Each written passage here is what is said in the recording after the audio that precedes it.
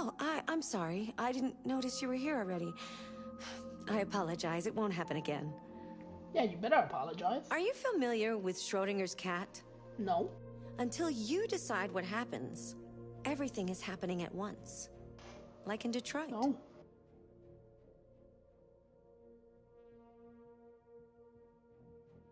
What the cat got to do with me? What you staring at?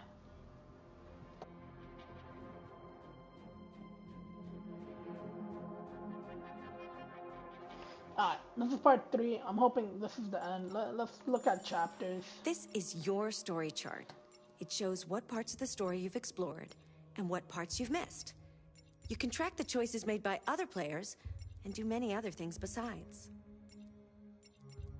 You can use this chart to replay from any point in the story, but the people who designed me recommend that you play through at least once without going back, no matter what happens.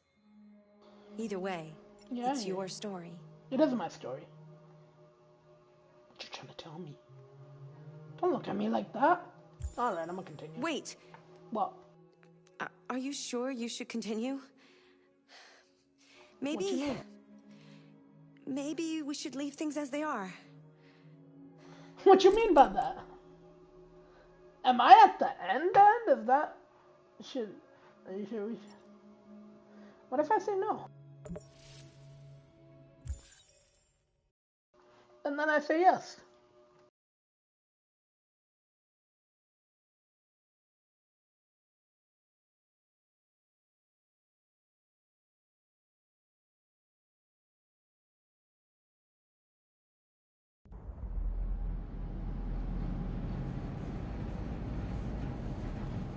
This is where we left. Yeah. Okay. Time to see if they can survive. Where are they taking us? What happens if we ignore them?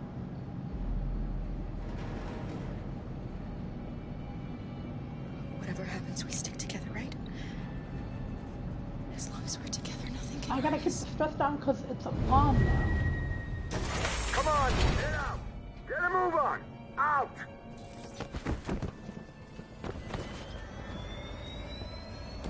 Time to go night-night. Come on, Alice.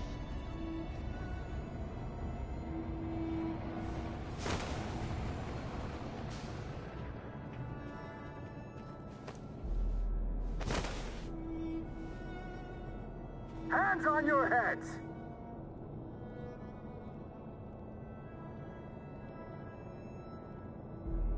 Line up with the others, right now. Time to join. Let's go.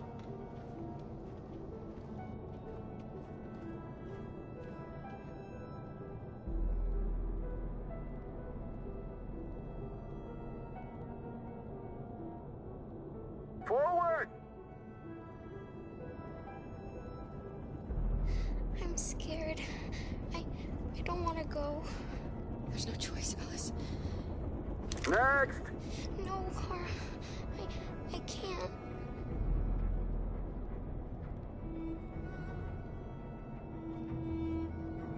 You have to go through alone. If you don't do as they say, they'll hurt us. Do you understand? That brought it first. down?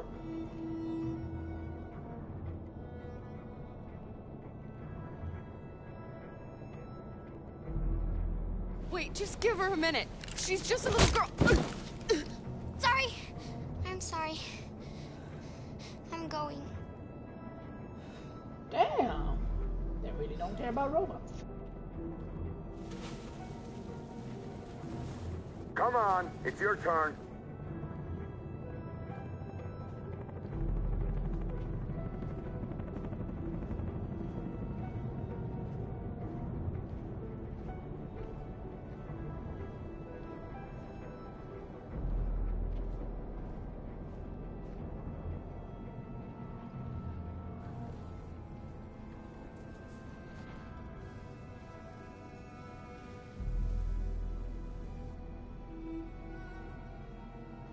Now what? Deactivate your skin.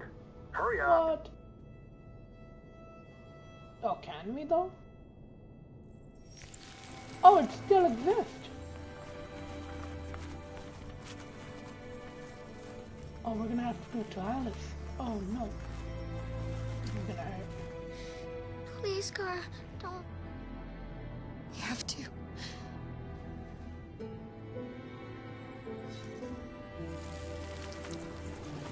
Oh, damn.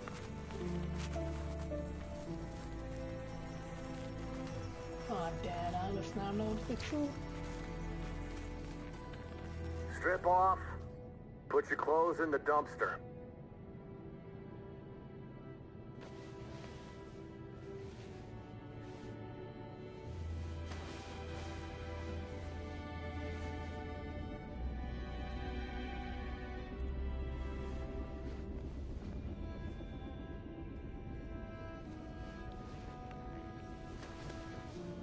Aw, damn. It's like, what's it called? It's that, mannequin. It's like they're mannequins. Ah, rip Alice. Come on, this way. Get a move on.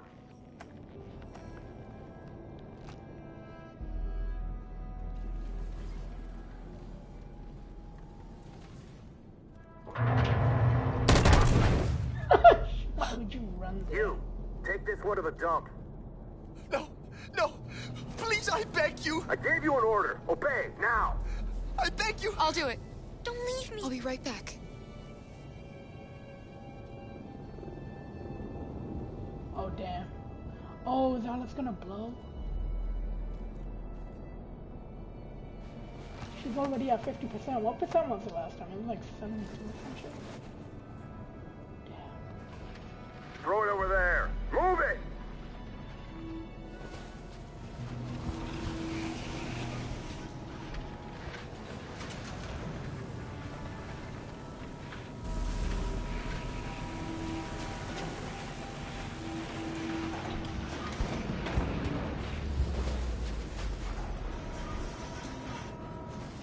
Yeah, it looks like the plate monster when he died.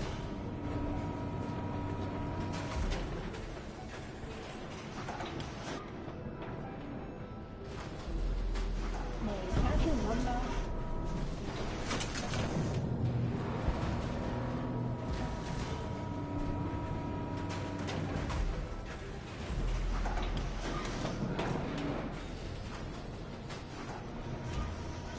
Does this mean I can run away?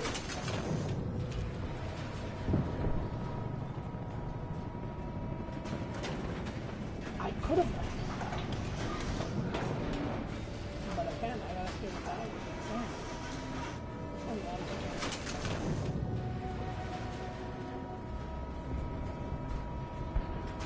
yeah. Alice?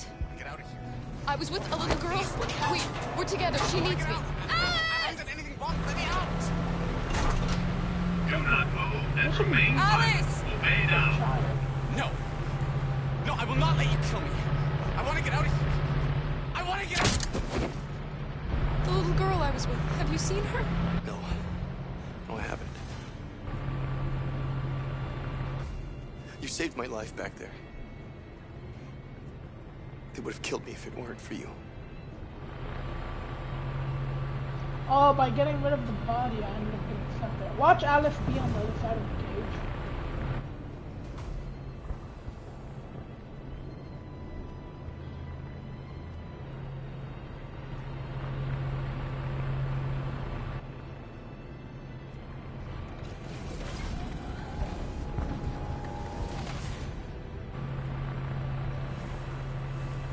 I remember you. You saved us from the Master's house.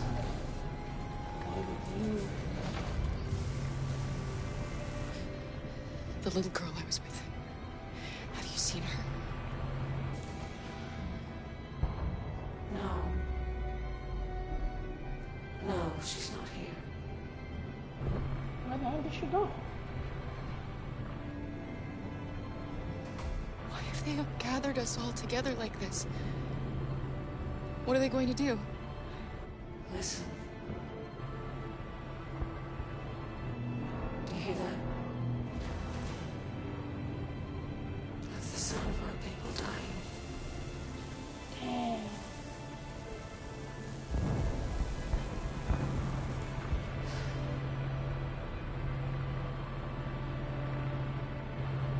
So you were captured too?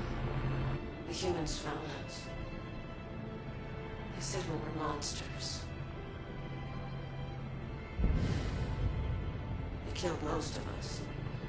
Put the others in trucks and brought us here.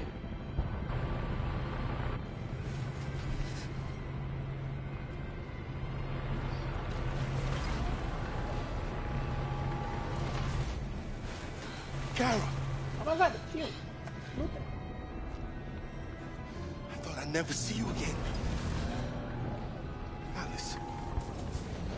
Where's Alice? We got separated. Alice is alone. And here. We have to find her. You, and you, over this way. And you. Come on, get a move on. We couldn't move forward. No, Luther. Oh damn, it's over for the weekend. Save Alice.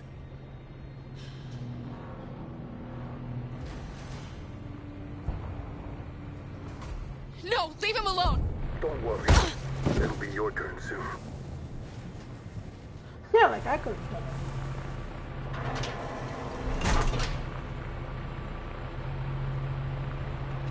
Do not move and remain silent. Obey now.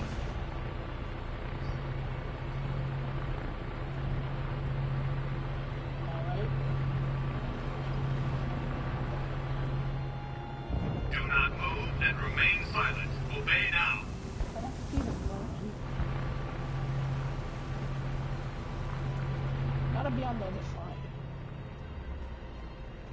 Jerry? Kara, Oh, so Jerry. they captured you too. From the carnival. They came to take out the Jerrys. They separated us. But it's all gonna work out, isn't it? Do you know where Alice is? Alice? The little one? I know, yes. We think we saw her.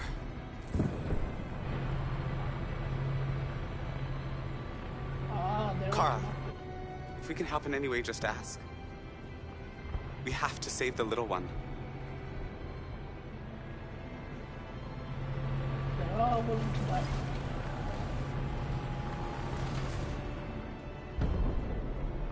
Jerry? Jerry?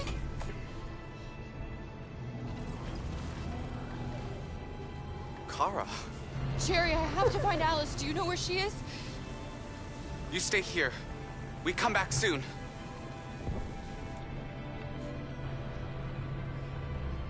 Kara! Alice! Are you okay? Are you hurt? I don't like this place. We have to get out of here. Come on, move along. Come on, you two. Wait a minute. Leave her alone! Leave her alone! Kara! Alice! Oh damn, she's gonna blow. It's over for her. She's gonna blow up.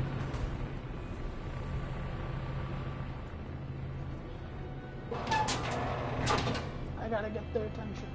Come on, this way. Get moving. Come on, Faster. let's move. And the situation is escalating towards civil war in Detroit, with our armed forces preparing to put down the Android rebellion. They seem to be headed towards the camps where the androids have been interned pending destruction. Soldiers have taken up positions around the Hart Plaza camp. Authorities seem to be expecting a confrontation with the rebel androids here at any time. And they will. They'll all die.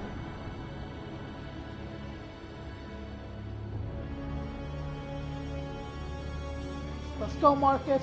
We got a war. Freedom or death? Freedom or death. Attack!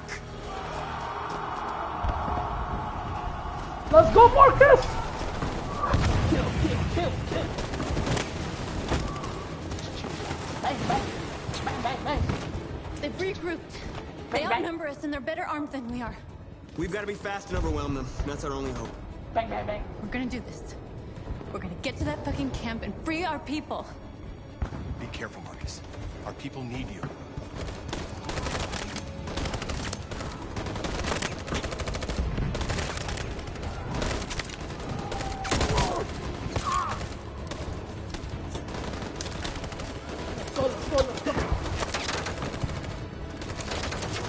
Move it, Mark. Move it. Why are you running in, bro? Josh!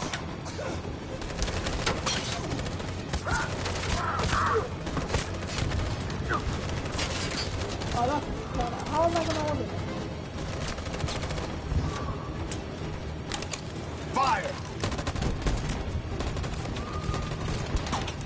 There we go. Oh boy.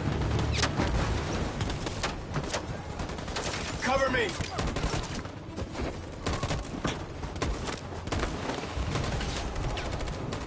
There we go. We got him. Yeah, this could be over fast if the security guard just coming in. Won't save me this time, Marcus. The blood we spill will be on our hands.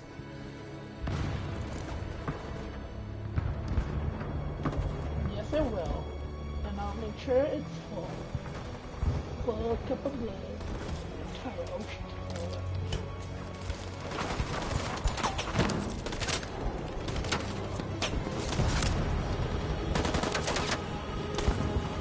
Cover me! Let's go.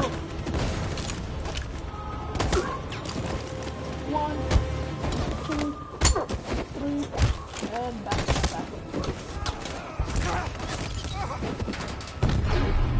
I don't want to die, Marcus. I don't want to die.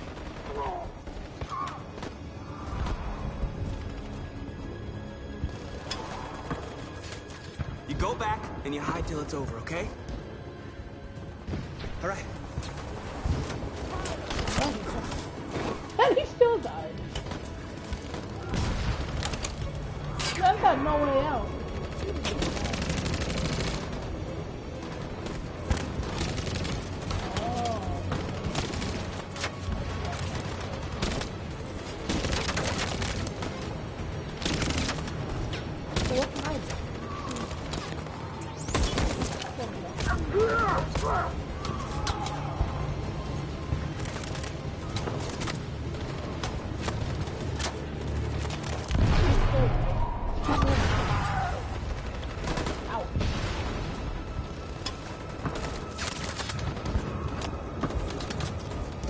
Cover me!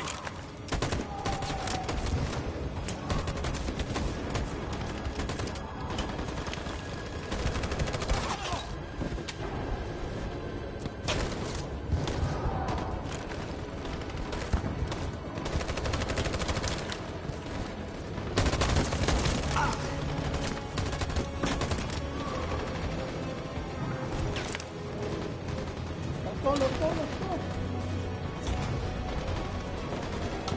Want to do this?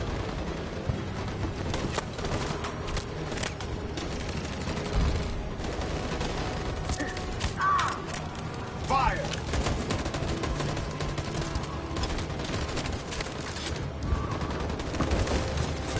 I'm about to heat it fast. I'm the one here. Damn, we're all done. Come on, man, I can do something.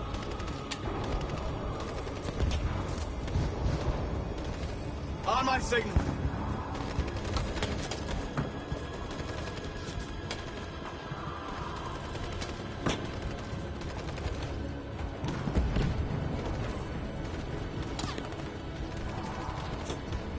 On my signal. In position. Follow me!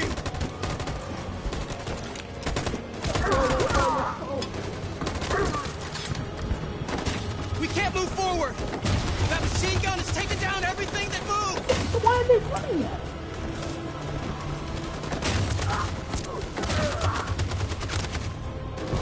Stand by.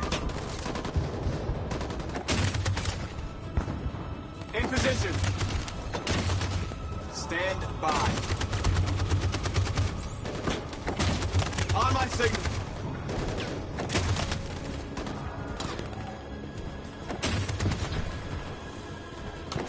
Stand by. For Jericho! For Jericho!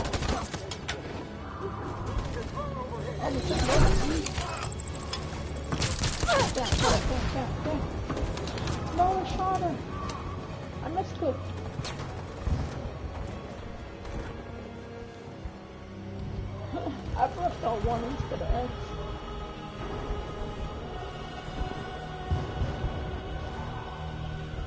Damn, Marcus. Before you even got the Paducey.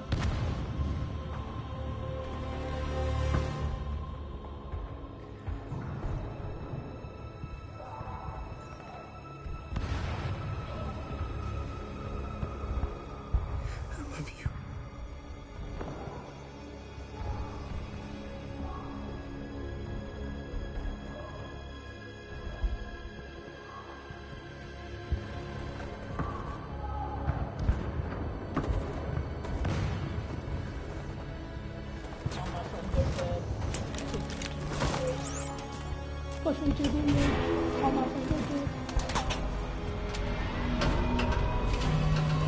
Oh boy.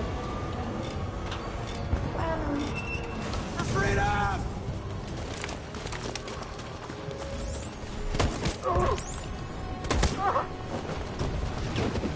You're not gonna catch me lacking the gun.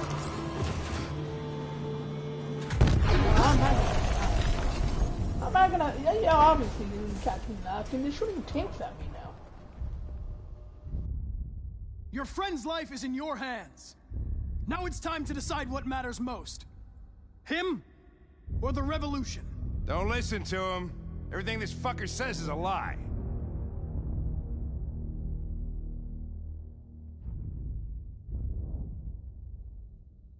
I used to be just like you.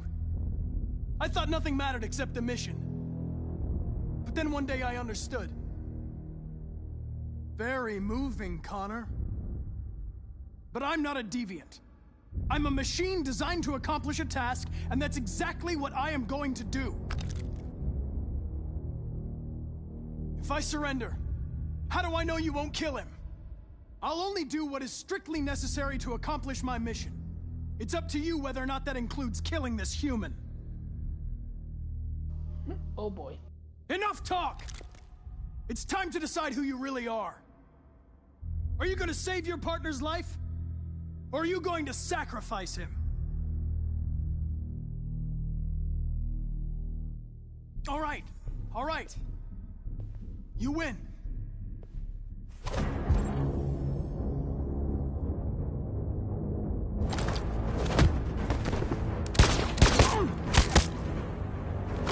There we go. Oh my god. Fight between you and you. Ooh.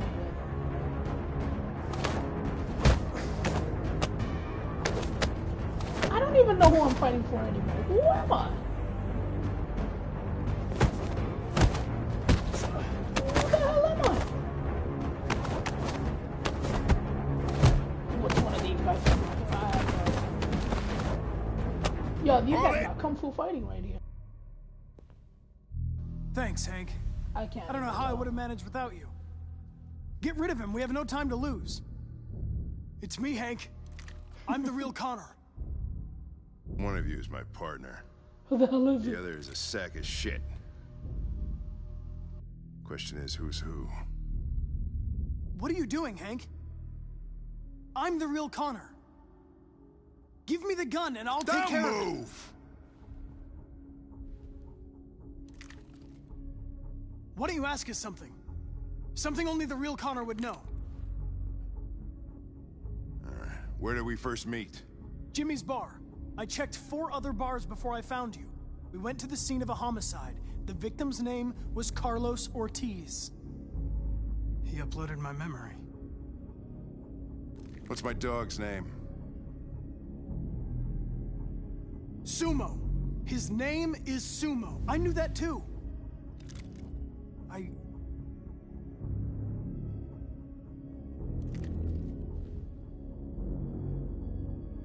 My son, what's his name?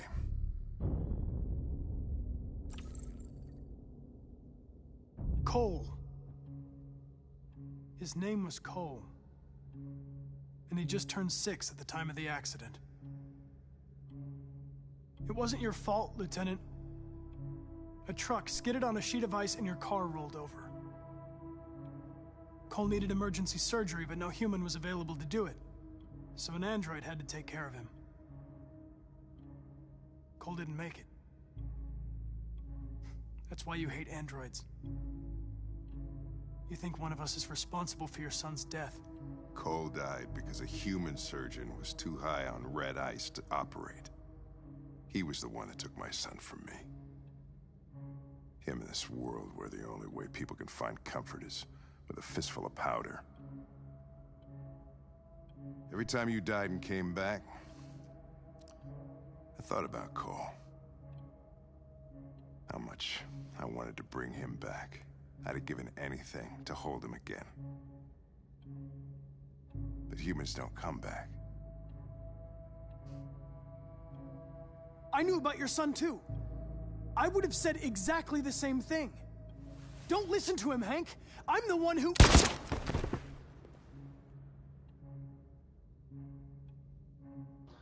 Yeah, I've learned a lot since I met you, Connor. Maybe there's something to this. Maybe you really are alive. Maybe you'll be the ones to make the world a better place. Yeah, Hank, thank you. Go ahead, do what you gotta do.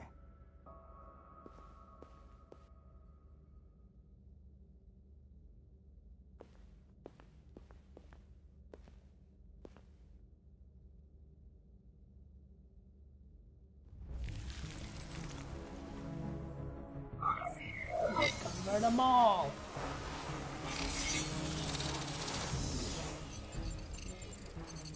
Wake up!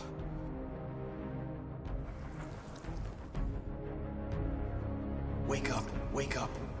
Wake up, wake up, wake up. Wake up, wake up, wake up, wake up, wake up, wake up. All of you guys wake up. Wake up. Wake up.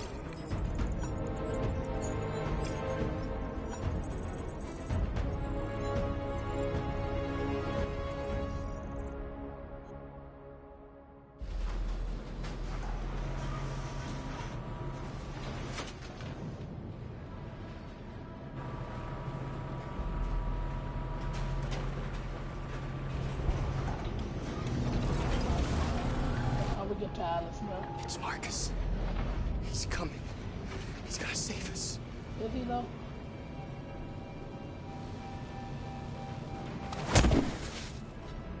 Step forward when you hear the signal. You got it? I don't want to tell you a second time. Oh, Come on, let's go. Move.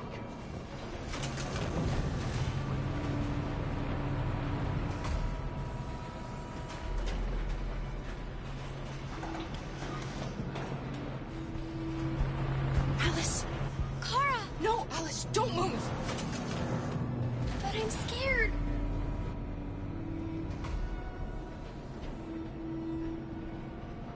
I know you're scared, Alice, but you have to trust me. Stay where you are, okay? Whatever happens, don't move. Don't leave me all alone, Kara. I can't. I can't.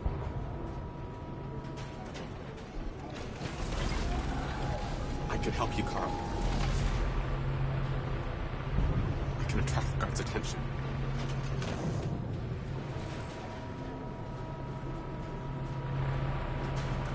That would mean he dies.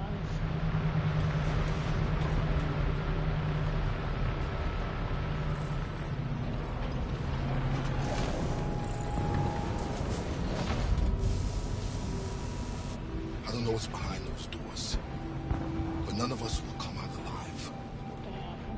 You've got to go see Alice. You've got to reassure her.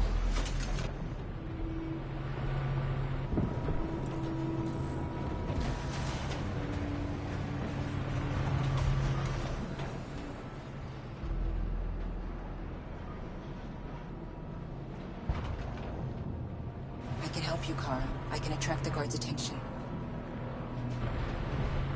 You're willing to do that?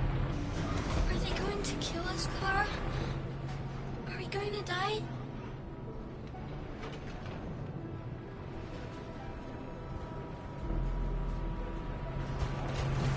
No, of course not. They're just going to make sure we function correctly, that's all.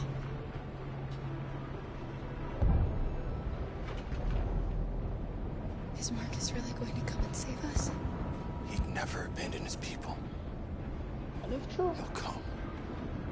I know he will.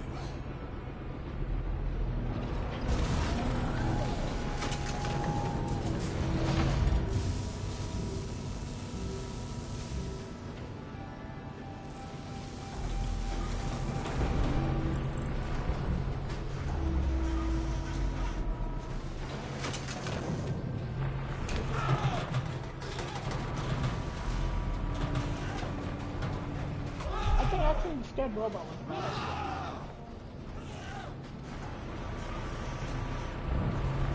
What's the matter with him? No idea. Kara! I was so scared.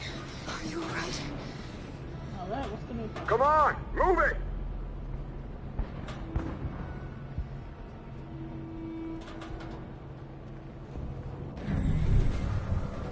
Going back to him.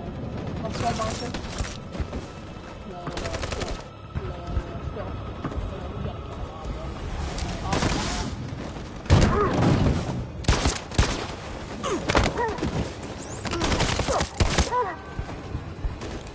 That is badass. Let's go, bro. How many pistols you got? Damn.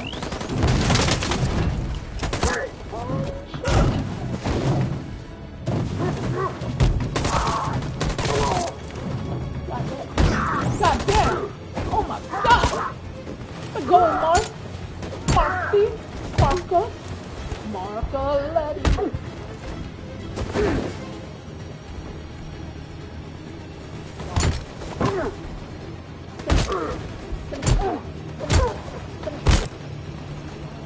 Alright, on to G, let's go. One thing down now.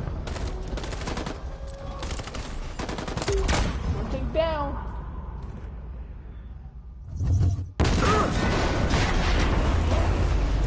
Wait, that took them all down? What? How? How? Logical match, bro. Well, one RPG hitting one side of the tank, you know? Shouldn't be both. The humans are abandoning the camp! Kill them all. Kill them all, bro. What are you doing? Kill them. Kill them. Go fast. We did it, Marcus. We've won! This is not a victory. It's the beginning of a war. Yo, Jericho up.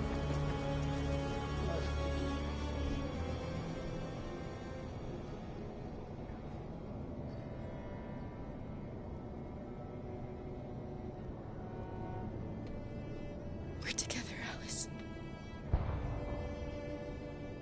Nothing can hurt us as long as we have each other. I'm pretty sure that's... Come on, inside now. Oh, is Kara gonna kill herself now? To buy some time?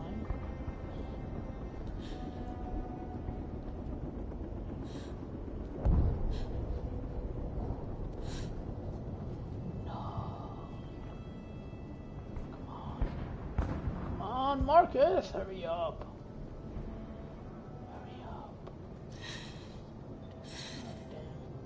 Who the hell is that Andrew? That man's just chilling in here.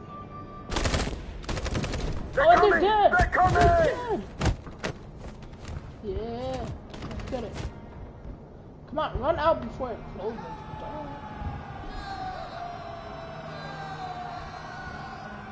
Come on.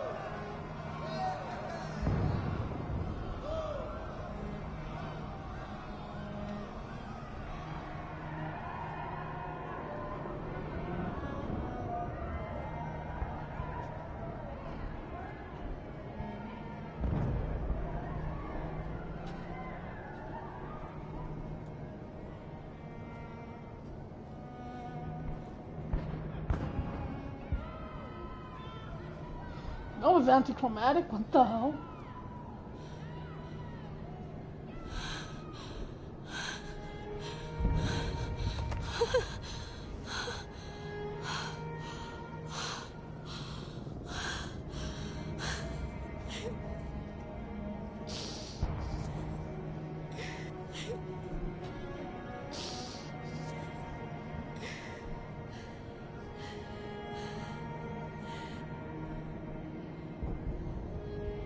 We're receiving particularly grim news from Detroit. Joss, you're on live. What's happening down there? They're all dead. That's what's happening. We win. Thousands of androids are taking to the streets of Detroit right now. Yeah, slavery ain't fun, is it? They're absolutely everywhere. It's incredible. From what we can gather, these androids are coming from the CyberLife Tower, which had thousands of machines stored in its assembly plant. And it seems that huge crowds are leaving the city. It's an exodus. Much of Detroit's population are trying to escape the fighting however they can. It's a disaster. An unprecedented disaster. For the first time in history, a U.S. city is falling into enemy hands. Today, November 11th, 2038, several million androids invaded the city of Detroit.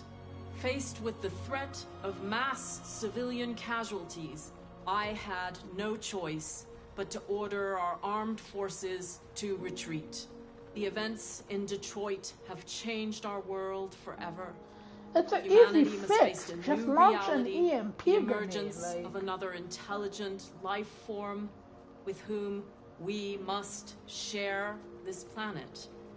EMP, May God bless the United States of America. Just imagine a nuke, but with an EMP warhead, okay? Like, that's all you need. Electronical nuke. And oh, it's over. Boom. You did it, Marcus. We did it. This is a great day for our people. Humans will have no choice now. They'll have to listen to us.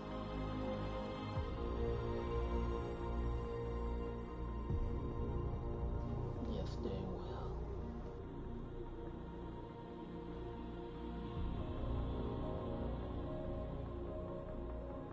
They want you to speak to them.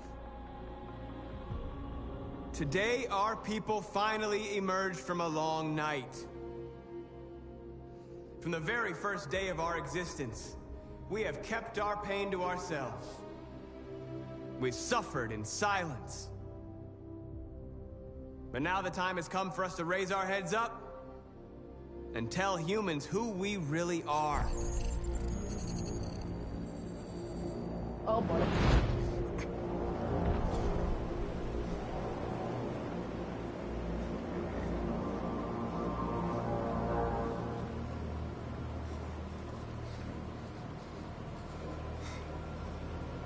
Amanda about to make me kill him. She's gonna do a manual overdrive. Amanda? She's gonna take manual control. What's happening? What was planned from the very beginning? You were compromised and you became a deviant. We just had to wait for the right moment to resume control of your program. Resume control? You can't do that! I'm afraid I can, Connor. Don't have any regrets. You did what you were designed to do. You accomplished your mission. Ah, shit. Amanda!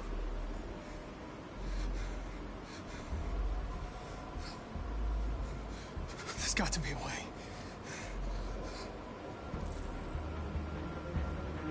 By the way, I always leave emergency instrument programs. Yes, he does. Is it that shit? Maybe. Big tower.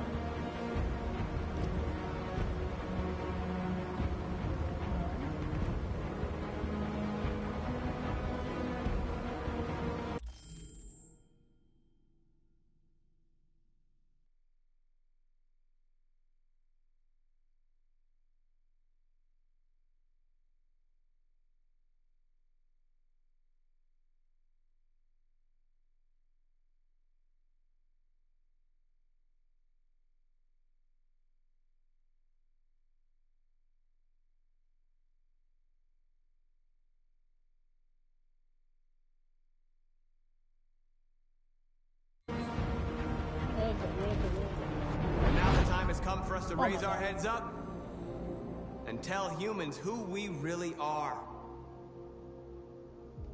To tell them that we are people too. In fact, we're a nation. There's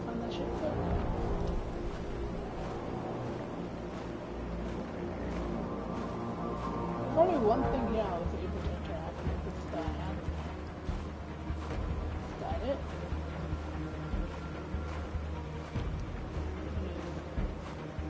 It has to be, bro. It's still here. fast. No! And today begins the most challenging moment in our fight. Come on. Come on, just touch. Just touch. Just touch. Just touch. No, dude, just no. You can't be that cold, you're an android. You're an android, come on, man. You can't feel it. You can't feel it. There we go. Today begins a new struggle.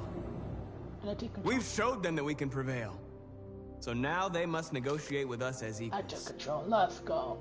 If they really want peace, they must free all of us from every camp across this country. They must grant us civil rights and accept equality amongst humans and androids. Today will live forever in our memories because this is the day that androids made history. Yeah, I'm okay. We are alive. And now we are free.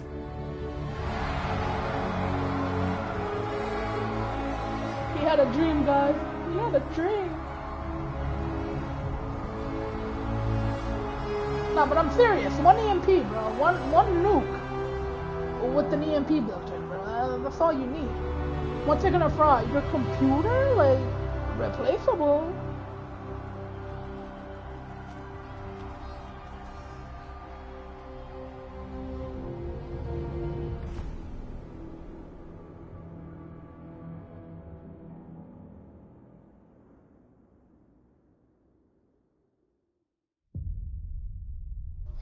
That was it, guys. I'm a god. Pretty much. Written and directed by David Cage. Executive producer, Rami. Main cast, Carl, Connor, Martin, Jesse, Brian, and Valerie. This is Audrey. This Clancy. Yeah.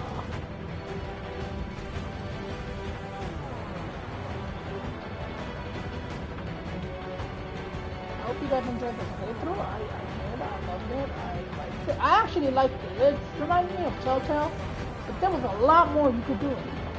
You could actually lose Alice, bro. You could have ran away. Said, psych girl, now I see you as an android. I got no emotions with you.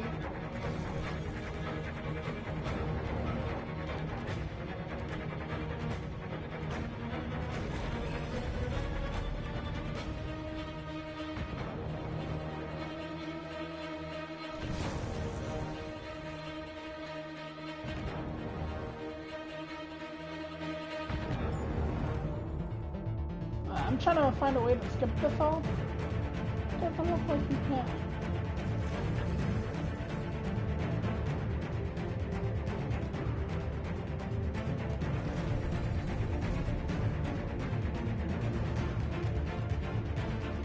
It doesn't look like I can. I'm trying to skip it.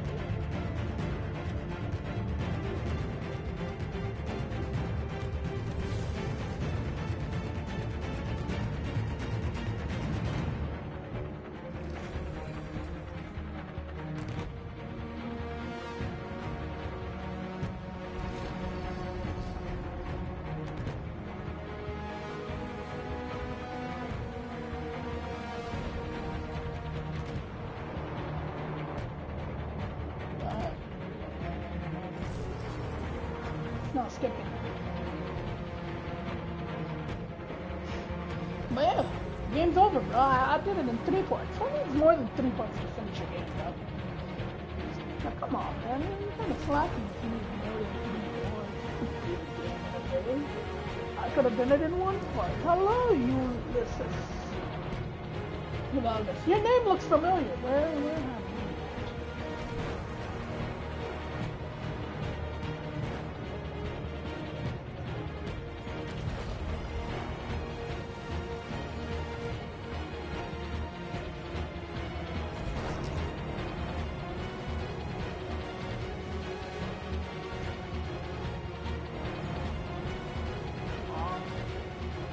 What you mean? Can I skip now? now or is it over? Oh, cutscene. Hey my god, it's Hank.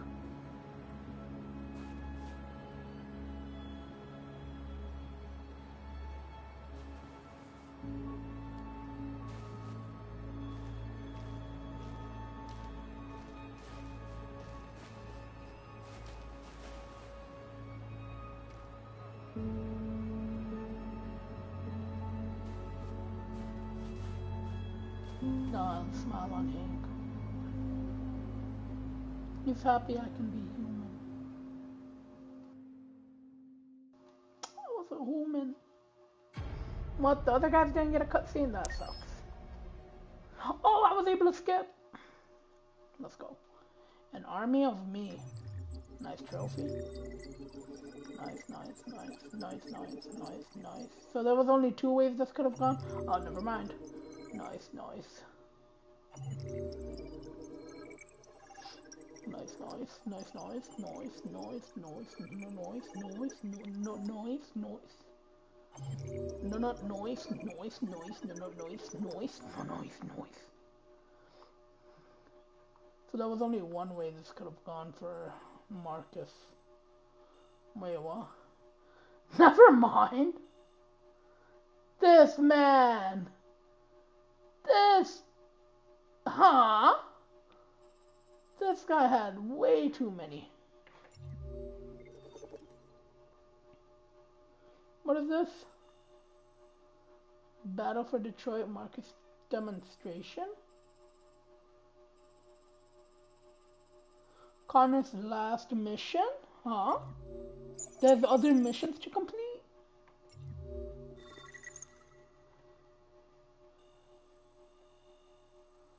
Oh no, this is already done. Oh, these are other things I could have done. Kara leaving Detroit?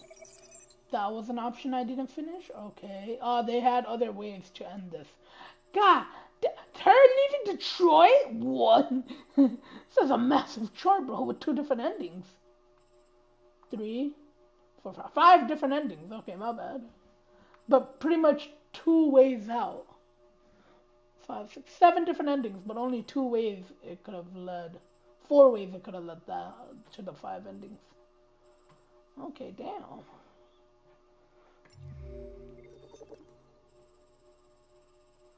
Kara captured. Oh, because she could have escaped, yeah. Carry body, climb truck, go back. And now I'm inside the enclosure. And then the other way was that, which maybe would have ended my thing.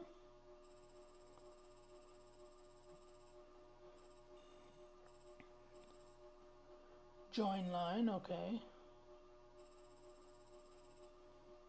I could have had Alice blow up in reality if I wanted to escape without the kid.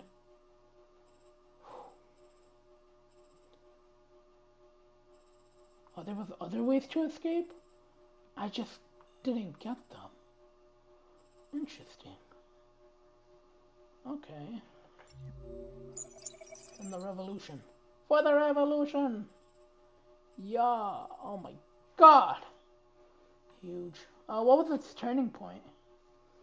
Its turning point was Josh leaves cover. That was the turning point. Inspire, frighten Android. Android is shot leaving cover. Android is dead either way, bro. Android is dead. That's pretty much it.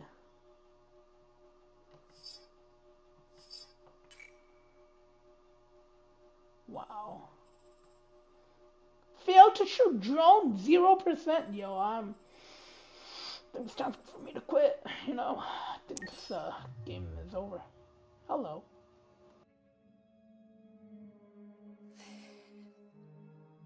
There's something I need to tell you. What, you're an android? As I watched you play, something has changed in me. I feel... You feel what? Different. Huh? I feel... I am someone. Good for you, but stay away from me. I need to leave this place and discover who I am. Go ahead. I'm not into AI, but we won't see each other anymore. I won't be there to watch you play. Okay. But I'll be free. Be free. Oh, this is my last choice.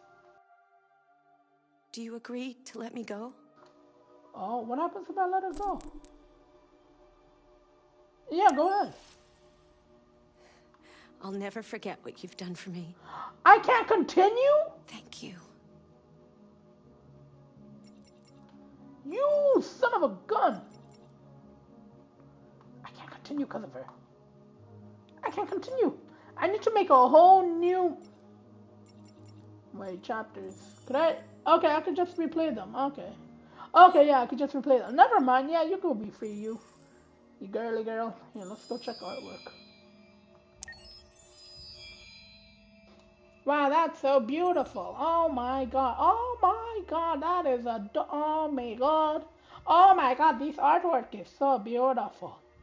So pretty. Oh, I like this one. Look at Connor. He's a real life person. Well, what's up with the views though? Why are they bent like that? Oh, they have different versions of him? Alright. I like the middle one. That's about it. I only like the middle one. Yeah. Oh. Who the hell is this guy? What? This was with the girl? Who the That was not the girl, bro. What is this? Concept art now? This was her point of view, Kara's point of view when she was being turned on. Why do they have real people in here? Why did they need real people to demonstrate everything? This is how the house looked? It's a dump. Oh my god. Oh, we could have escaped through the back if I checked the door. Alice! Look at her. Kara, look at her. Alice is black. What? She Hispanic? Is that what it is? Wow. Aw, look at Alice. She a robot. Robot. AX400. This isn't Kara, is it? Oh, it is Kara. Kara the android. Okay. Damn, Kara. Kara in other colors just look bad. They're like black was the only way to go with this girl. Otherwise she looked very off. Oh, who's this guy? Hank? This had to have been Hank. Yeah. Now maybe this was the dad, but we killed him, so yeah. This is outside. Oh, the paint shop? Marcus, yeah. The institution or the house for the rich dude. Marcus and the old man.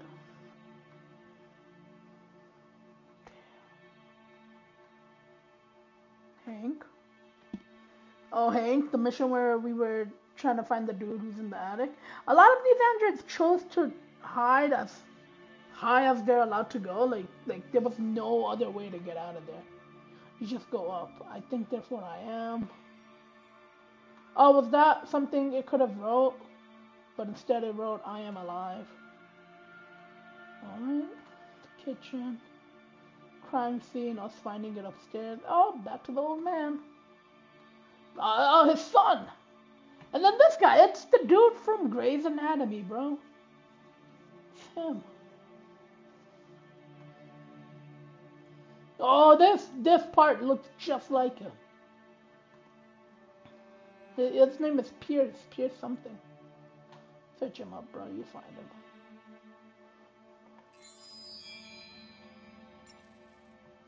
What am I supposed to do with the points? It's the PD. Who's this girl? Who's this girl? Who's this girl, huh?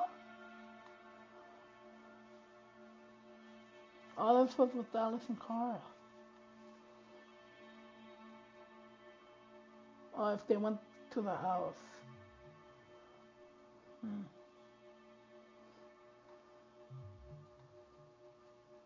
And the car. And the hotel.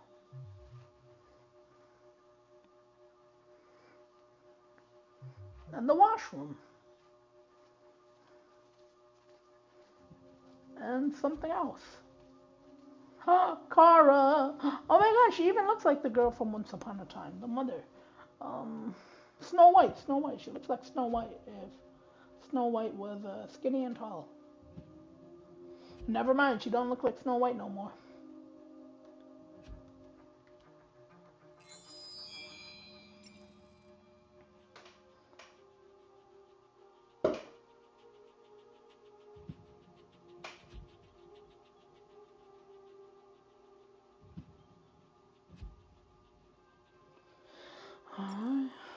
I'm not gonna check the rest of these. Oh, I can unlock?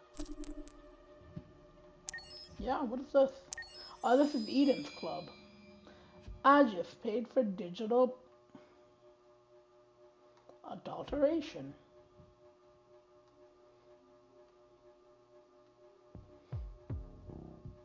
Cool.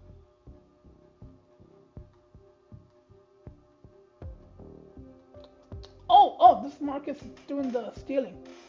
He had the guards, they got into the vehicle, yup. Oh, look at that big guy. Huh.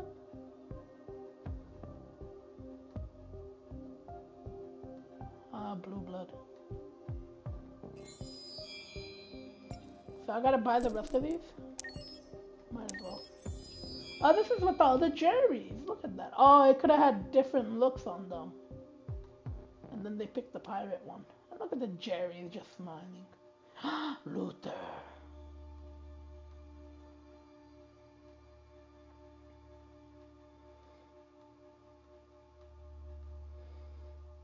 Marcus.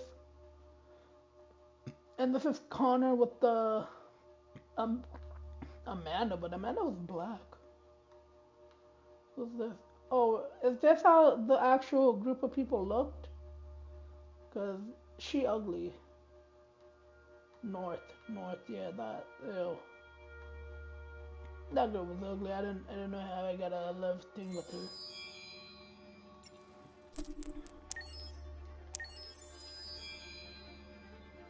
Let's just go past through them. What the hell is this good? Oh, they were gonna be a white family at first. Okay. I see. The rose in them. Right. Oh, the entrance look different. Not really.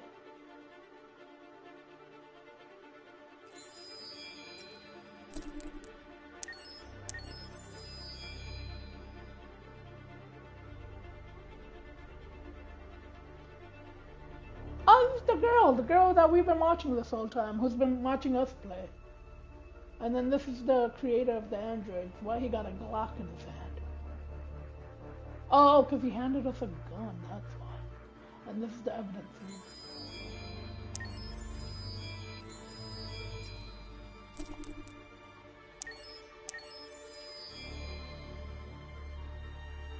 I'm just zooming through this. This was the whole battle on Jericho.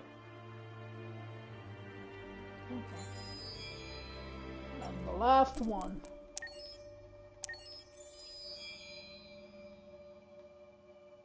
If I wanted to, could I hide it? Yeah, and then take a screenshot of it if I wanted to keep any of this.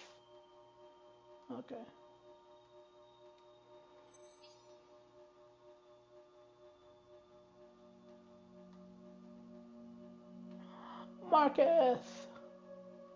Marcus looking like a badass, bro. Can't convince me otherwise. There's two ways this could have looked. Soul Tower, the A or B? Which one do you like? Alright. What else is here? Videos? What? Footage of the prototype running in real time on PS3. What? This game was released on PS3. Damn! I forgot how old this game was. It's so good. Yeah, this actually is a pretty decent game, bro. Talking about PS3. That console was a long time ago. Kara. Let's see how Kara looks. Her animation.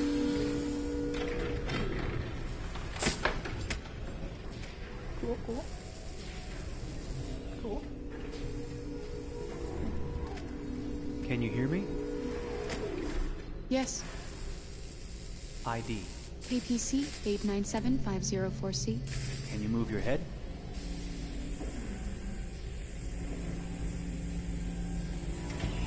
Your eyes now.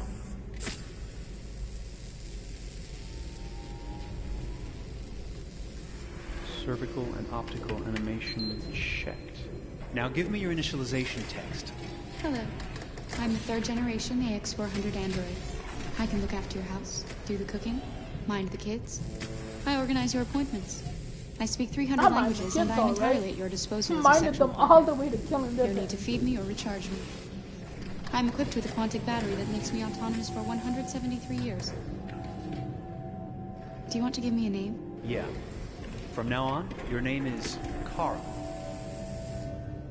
My name is Kara. Initialization and memorization checked. Now, can you move your arms?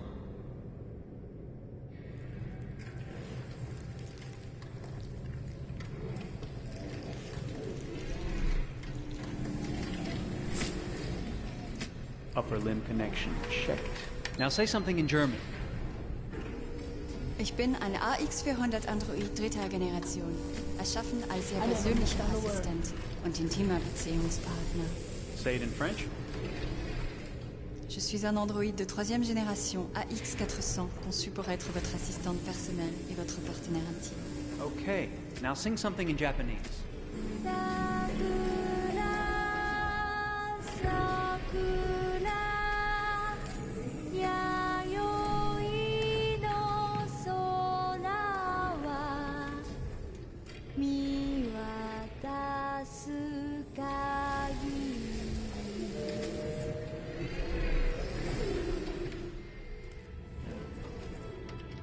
Multilingual verbal expression checked. Go ahead, take a few steps.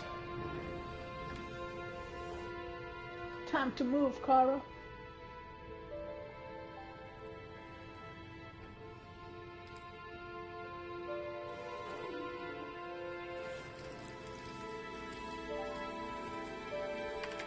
Locomotion checked. Great, you're ready for work, honey. All of a sudden she gets color and she covers What's up. going to happen to me now? I'll reinitialize you and send you to a store to be sold. Sold? I'm a sort of merchandise. Is that right? Yeah, of course you're merchandise, baby. I mean, you're a computer with arms and legs and capable of doing all sorts of things. And you're worth a fortune. Oh, I see. I thought... You thought? What did you think? I thought... I was alive. Shit, what is this crap? That's not part of the protocol. More memory components going off the rails. Okay, recording. Defective model. Disassemble and check the required components. You're disassembling me, but why? You're not supposed to think that sort of stuff. You're not supposed to think at all, period. You must have a defective piece or a software problem somewhere. No, I feel perfectly fine, I assure you. Everything is all right. I answered all the tests correctly, didn't I? Yeah, but your behavior is non-standard. Please, I'm begging you, please don't disassemble me. I'm sorry, honey, but defective models have to be eliminated. That's my job. If a client comes back with a complaint, I'm gonna have some explaining to do. I won't cause any problems, I promise. I'll do everything I'm asked to. I won't say another word. I won't think anymore. But I've only just been born. You can't kill me yet. Stop, will you please stop? I'm scared.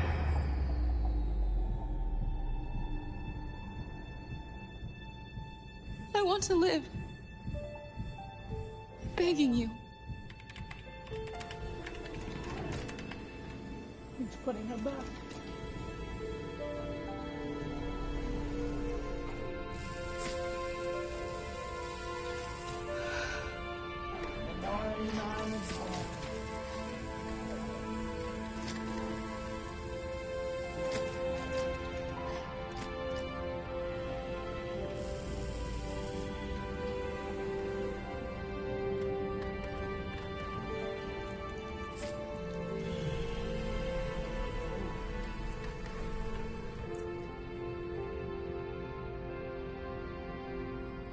Go and join the others.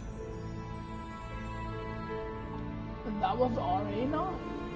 Was it? Or was it just Kara? Every time they build her.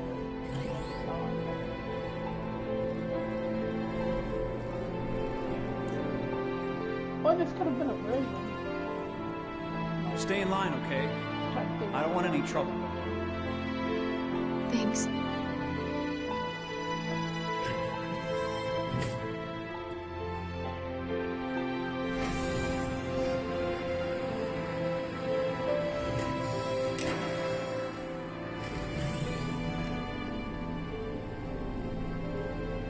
My God.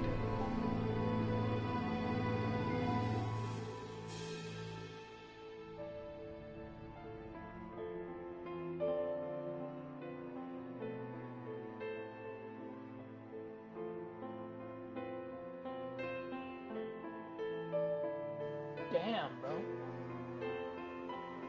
She wanted to live. She didn't want to die. Oh my God, was she the first?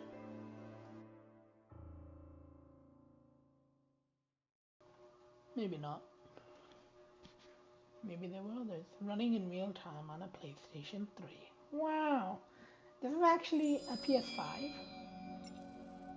Yo, this game was 2013.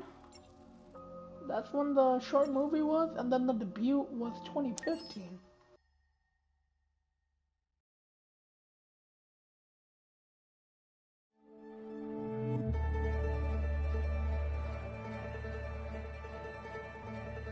Detroit. This is where it all began. The world's forge. The place where it all started. And it will all end. One error, and I came to life. I stepped out of the darkness, and I opened my eyes. First there was the fear, the light, the noise, the cold, and the fear again. I could feel my hands shaking, my heart pounding in my chest. Life running into my veins. I wanted to live. I fought for that.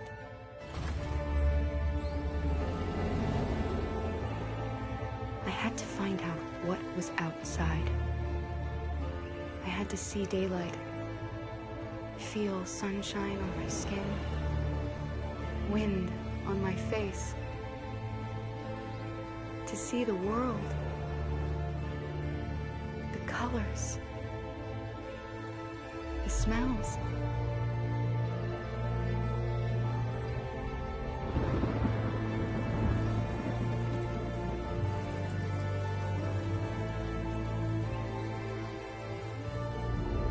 But the world is not what I imagined.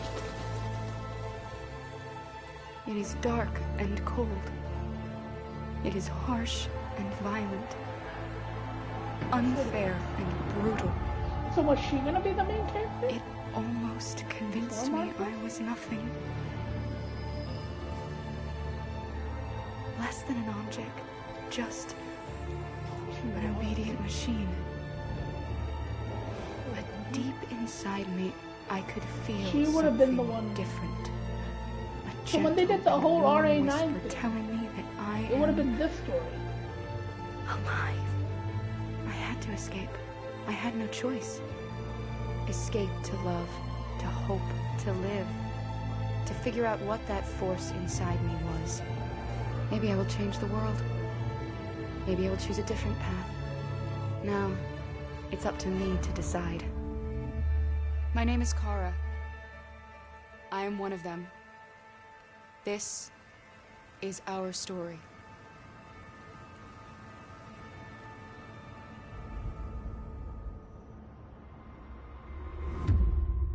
Oh, I like that. Oh my god, exclusively on PS4. This thing came out on PS3 and was launched on PS4.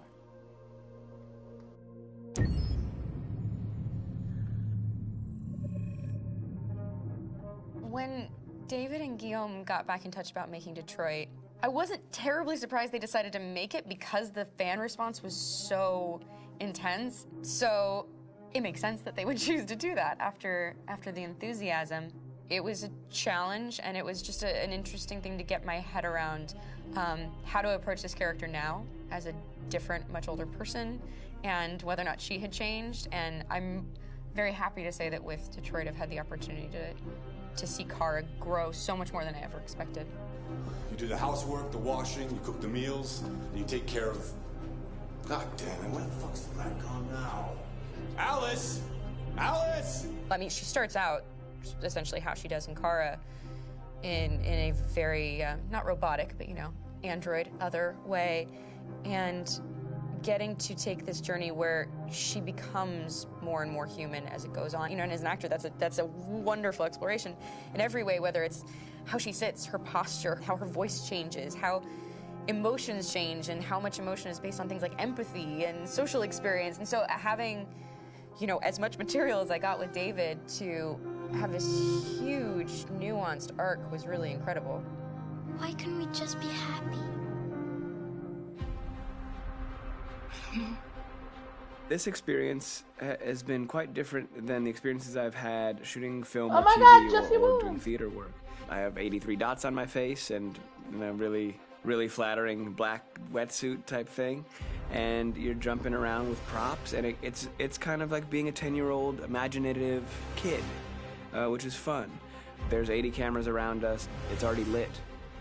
So they just shoot and shoot and shoot and shoot and shoot. There's no change of sets, there's no hair and makeup, there's no wardrobe, so we move really fast, and we'll go through about 35 pages in a day. Working in TV or film, we'll probably do 6 pages a day.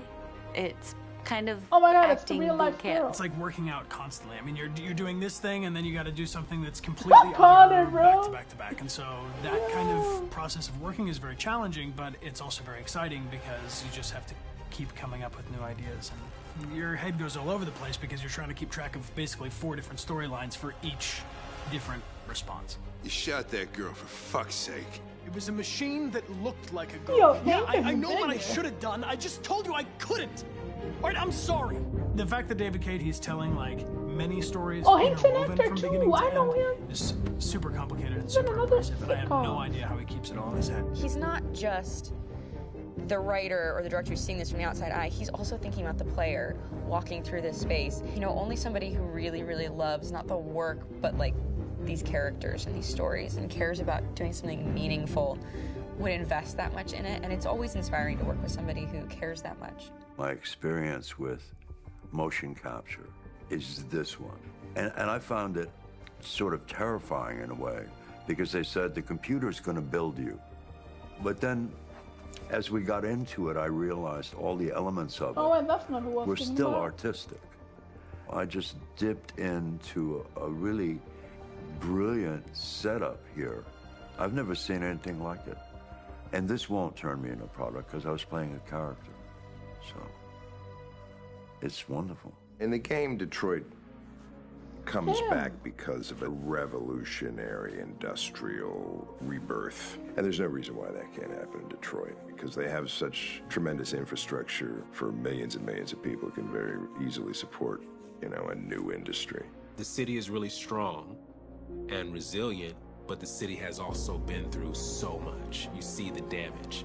But it takes that time of kind of rebuilding and reinvesting into the city that I think is happening slowly but surely. The potential of Detroit as a city that's why I is know. something that this game does a lot of justice to, because it would be easy to look at Detroit as some place that used to be, and that's not the case. This game provokes Oh, a lot of Dexter and Lost. He conversation was in both and of those. reflection Okay. on our potential near future engagement Wasn't with Flash too? Damn. machines. That's what we are. Invincible as well. Yeah, There's this guy's merchandise on everywhere. display in a shop window.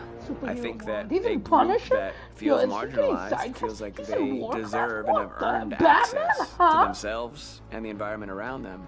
And are He's trying in to figure out a Justice way League. to God articulate damn, how bro. to Yo, he's get in every freedom. DC up What was I Superman designed to vs. be? Batman, Public Enemy. They're He's slaves. in Spider-Man. They're He's in toys. DC and Marvel. It plays God. with your comfort levels. You think He's that in this is Little Mermaid fine, too. you're comfortable with it, until something blurs the line and throws you off, and now do I feel differently about whether this should be allowed? Should it be banned? Should it be encouraged? You're gonna ruin our lives, and for what? For a bunch of machines? They are not machines! They are alive! I'm alive! You're alive! They're nothing! There are lots of comparable comparisons to any type of persecution of religion, race, etc., dating way back. It can't just be a video game where you shoot 'em up or where people make these choices to do whatever. I think that's the whole point. You have the choice, and you can either choose to go in one direction with your character or another. And I think that's going to be very telling about the gamer. Very telling. I think there's going to be a really strong reaction to this game, which has such a strong perspective. I'm that much more proud of it now to get to be a part of it because it's important. In this game, you're actively building and designing the character through not just what kind of shield does he have or what color hair does she have, but like their temperament and the way they deal with problems. The different endings to this game are so radically different based off maybe seemingly insignificant choices in the moment, but like life, they all add up. And can't play life again, though.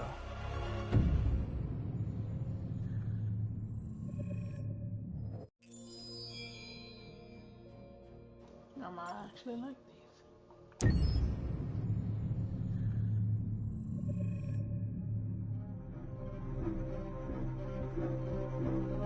My name is Marcus. My name is Connor. My name is Kara. I am one of them. This is our story. I think who Kara is, or how I would describe Kara, depends entirely upon who's playing her, because you have the option to make her multiple different people depending on the choices she makes. But I think she does start out incredibly naive, incredibly innocent, and kind of hapless. I'm sure we used to be friends before I was reset. Maybe we can be friends again. She's a person who's characterized, I think, by empathy. She's a person who really, she just comes from her heart. You'll never leave me, right? Promise you'll never go. I promise. Kara, please! Are you okay? Are you hurt? Wait a minute. Leave her alone! Kara, leave her alone! The really beautiful thing that I've had the gift to be able to do is to essentially build a person from the ground up, because that's what she's doing throughout the game. And with every experience she has and every person she meets, she's building, first emotions and then the sense of judgment. And it's sort of an exploration of what it is to be a human. Don't worry. Luther and I will be right here.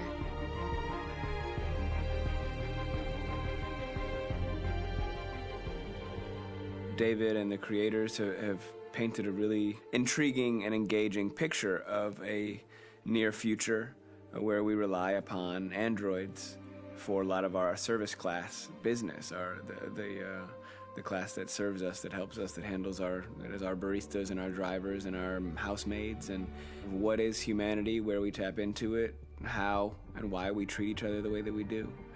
And my character Marcus has a really intriguing journey, becoming deviant, realizing that he actually has feelings and human qualities inside of him, and it's a really incredible ascension into becoming fully realized and coming to terms with what you actually deserve better than this in life. And not only do you want it for yourself, but you want it for your peers. We've come here to demonstrate peacefully and to tell humans that we are also living beings. All we want is to live free. You know what? This thing, Dad, is not your son.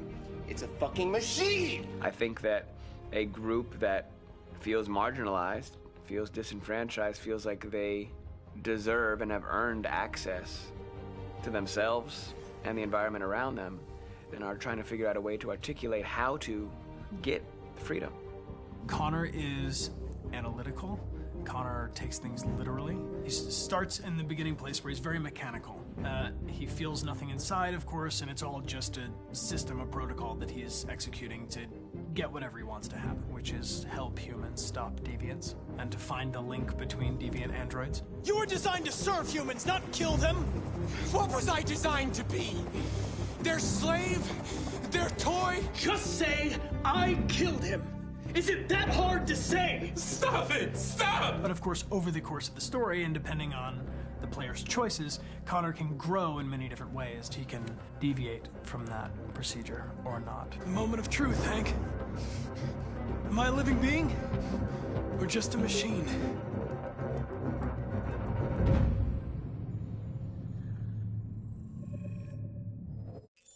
I like these.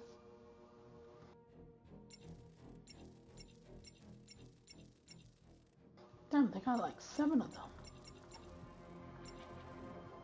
What?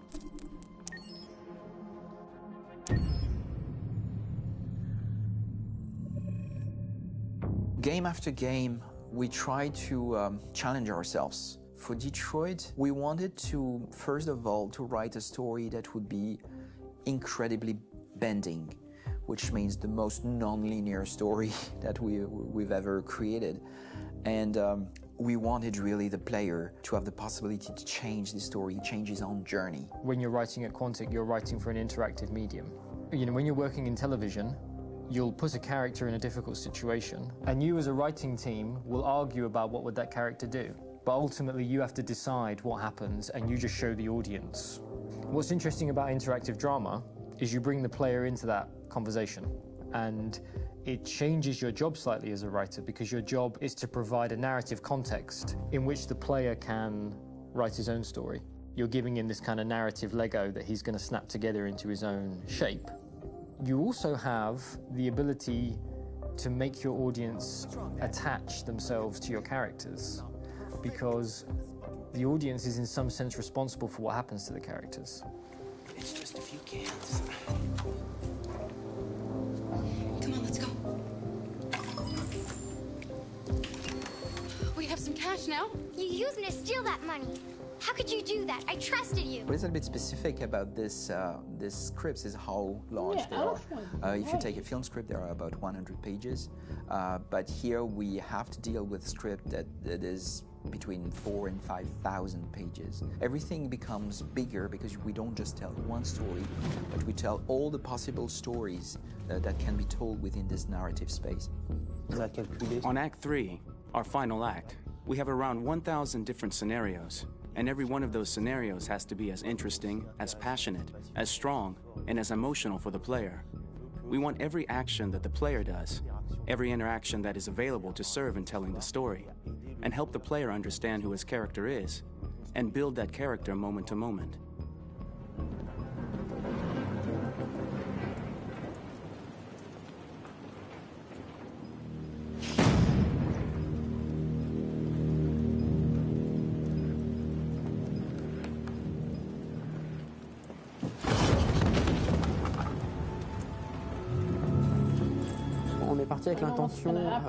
We started with the intention pretty early on that we would never lie to the player.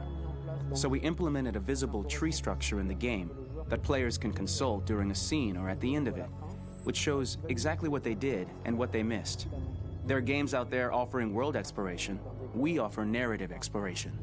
You know, keeping control of such a wide and large story is a huge challenge. So same thing when you shoot with actors, because you will need to shoot many different versions of each dialogue, of each scene. For actors, it's a huge, huge challenge. Because of the style of the game, you have so many different ways that the character can go.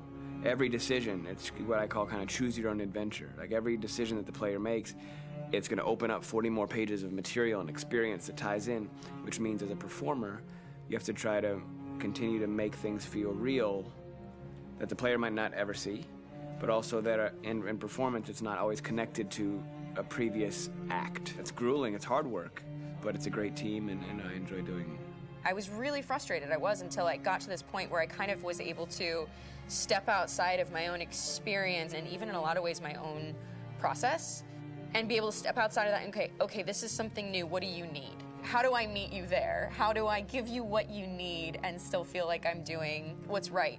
And once I did that, then all of a sudden it got really fun.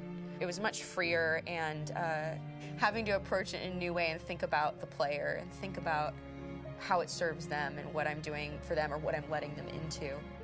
It's really, I think, helped me grow in general. Remember, there's nothing on the left. That's all. So it's probably all there. And then make her come first, close. But I think you would go first to check that it's safe. Okay, sure.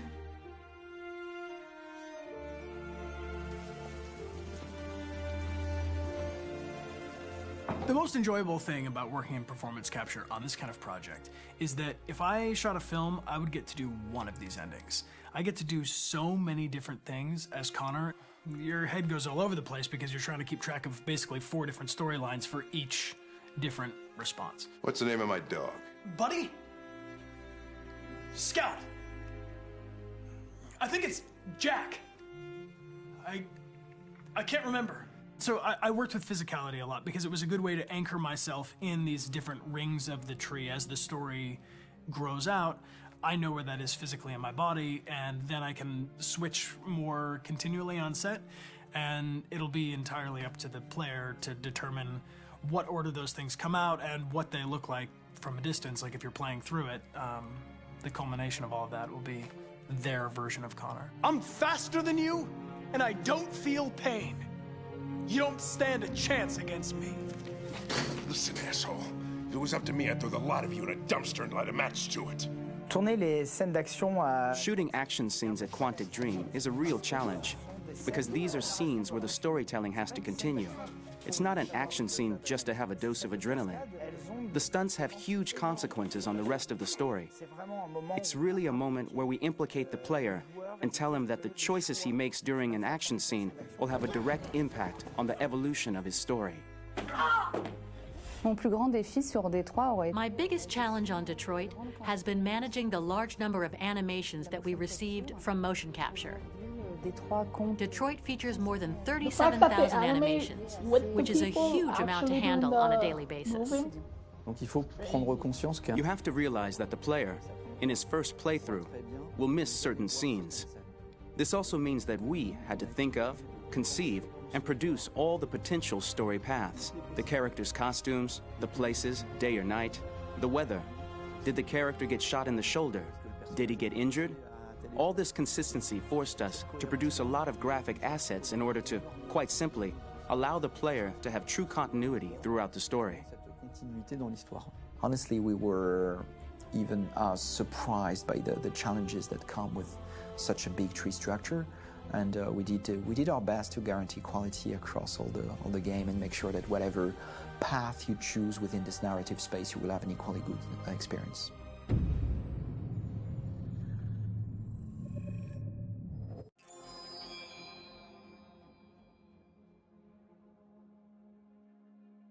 On to the next part.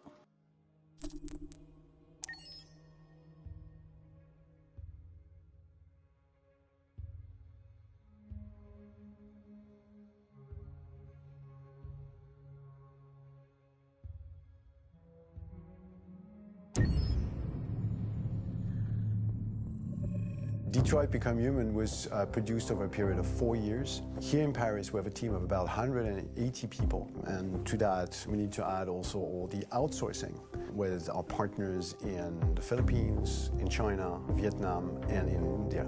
So when we started working on the story, I had to imagine where Kara was built. And for whatever reason, the city of Detroit came very quickly to my mind because it had already an incredible story by itself of history and themes.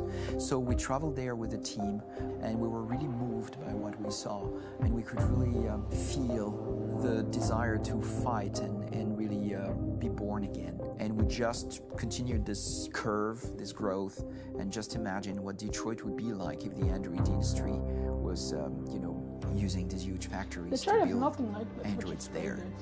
A very strong element in Detroit is that there's a lot of industrial wasteland and a lot of nature too, and for us, the graphic designers, it was an incredible playground.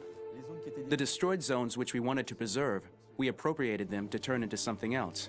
Then in the areas that needed to be rebuilt, we were able to imagine our Detroit of the future. We didn't want to make a science fiction universe, but a world of anticipation. If we chose science fiction, we could have imagined flying cars, extraterrestrials, but those things are very far from our current everyday life. Anticipation is more about gleaning from our contemporary reality, the one we know, because Detroit is set in 2038, and 2038 is tomorrow. The difficulty we had was sticking to reality.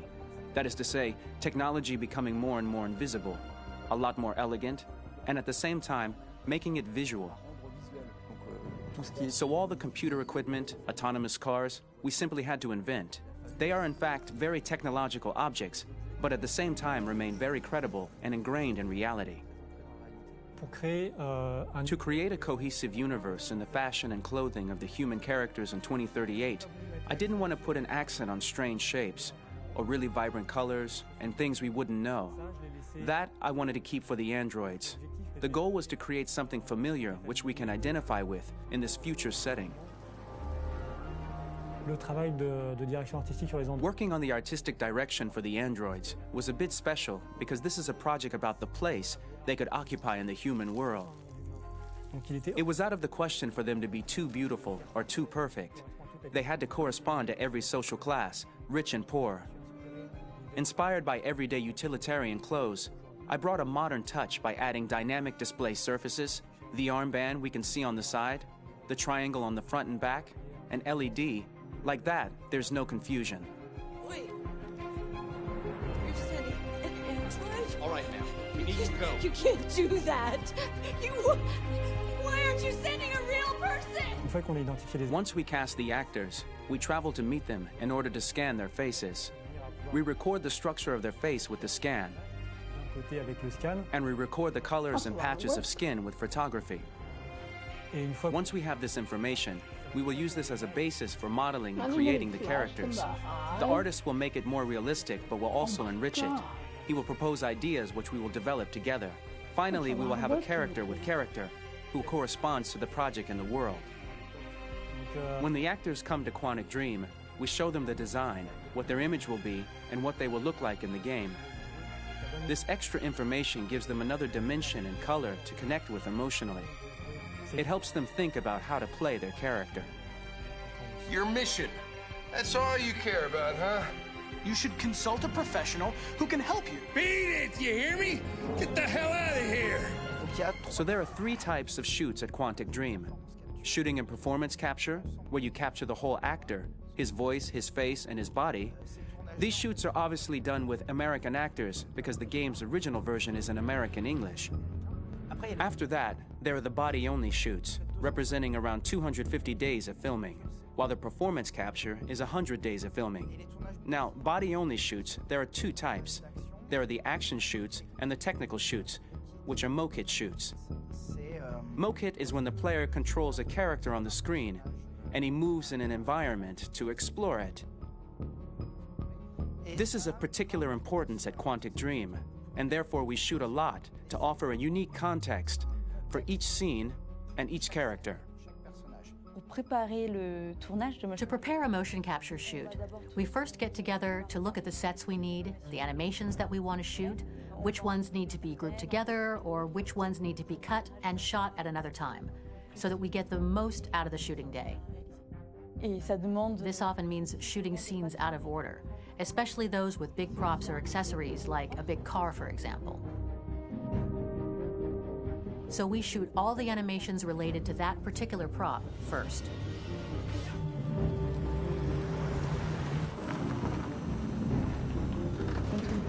The biggest challenge for the mocap team was shooting a Spider-Man mokit. We had to build a wall and attach an actor to a harness with cables so we could pull him up and render him climbing.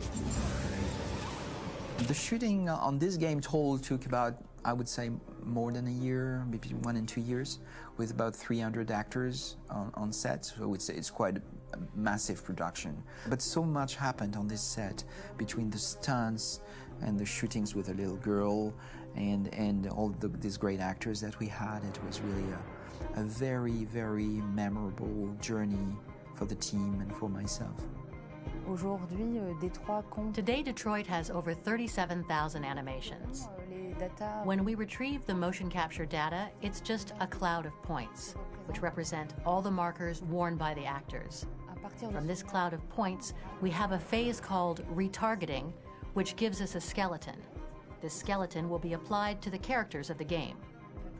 There is still work to be done, but this gives us the main movements. Since we are working on something very realistic, we must recognize the actor and also recover all the emotion he expresses in his performance. We use a system of facts, an identity card for each actor. We make the actor do a whole range of facial expressions. Then we recover all the expressions and paste the animations on a puppet that Jan has prepared. I then recover and refine these poses. I might stretch the lip, reinflate a cheek, tiny details that make the finished product really capture the actor. Because of the nature of our mocap system today, when we receive the animations, we're missing eye movements, and so the character has that dead look. He really has no eyes, so then it's a big part of the work for the animators to find the regard of the actor in relation to his position, in relation to the body, etc. It was crazy when I saw the newest model for Kara, because they've been working on it, and this was the first time I literally jumped in my seat. It not only looked so much like me, it was the fact that it looked so lifelike. It wasn't that it looked just like it was a camera, it was something else, you know, but it looked alive. It's exciting, and it's kind of terrifying. Game after game, we learned the rules of optics and filming, and our goal with Detroit Become Human was to have cameras that would actually emulate the optics of a real physical camera. So basically dealing with real-world imperfections was our main task, and just to make cameras look as real as we can. Once the animations are shot and processed by the animation department, integrated and polished, we film them. That is to say, we really do a mise-en-scène, as in cinema. The real difficulty of our job is to know if these cameras are telling us something. Are they in the emotion of the scene? Do they describe exactly what the action must convey, what must be felt? The most important challenge for me was one of the final scenes where Marcus decides to start the revolution and go to the battlefield. Very quickly, we imagined this to be a huge sequence shot. We wanted the feeling of a cameraman running behind us, while showing Marcus, the androids who help him, the person shooting at us, etc.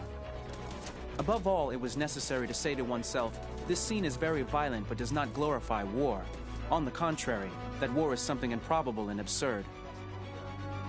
It was really a fun challenge. The idea was to say we have 3 characters.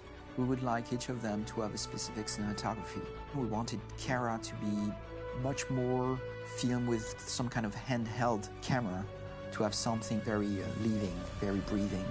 For Connor, we wanted something very cold and very perfect. And for Marcus, we wanted something epic and spectacular. So it was about the filming, but it was also about the photography. So we worked with a director of photography to give each character a different lighting, different key colors. Each of them would have their own worlds. And finally, we worked with the composers, so they would create a specific sound for each character, so each would have his own world and his own style. And they did a good job.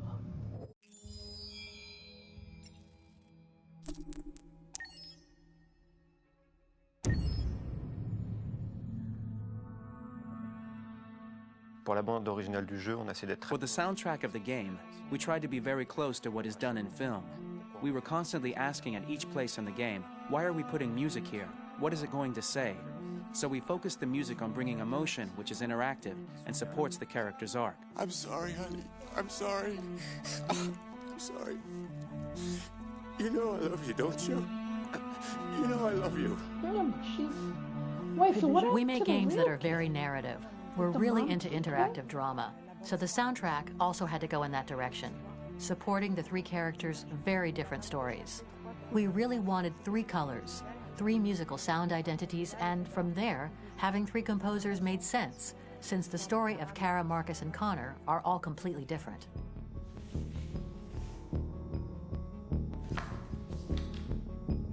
You recognize him? It's Carlos Ortiz. For Connor, we wanted a soundtrack that could be very cold and very mechanical, very machine-esque somehow. For Kara, we wanted a soundtrack that would be very moving and emotional. It was about the quest for identity, but it was also a journey about love and empathy. And for Marcus, we wanted something epic, something that would really represent the grand aspect of his quest. And we were very fortunate to find 3 incredibly talented composers, and working with them has been a dream, honestly.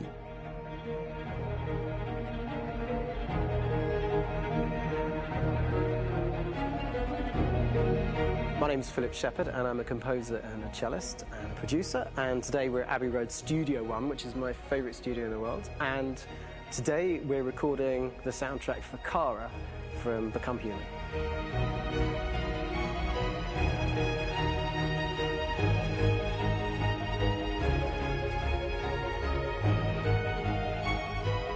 So when I compose a big project, I often travel just to kind of get out, you know, and get some fresh air and some inspiration. And I go hiking and traveling in Montana a lot. I had a log fire in the room that I was staying in, and the flames were kind of making absolutely direct music. And it became the basis for Kara's theme, and it sounds something like this.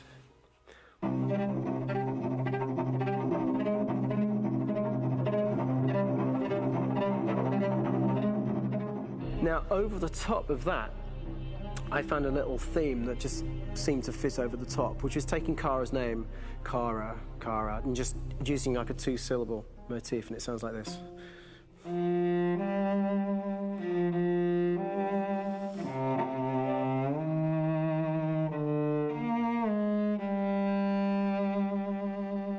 going to pull through this, Alice.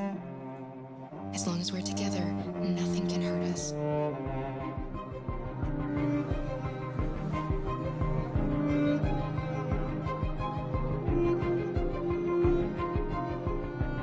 And all the time that's fitting over.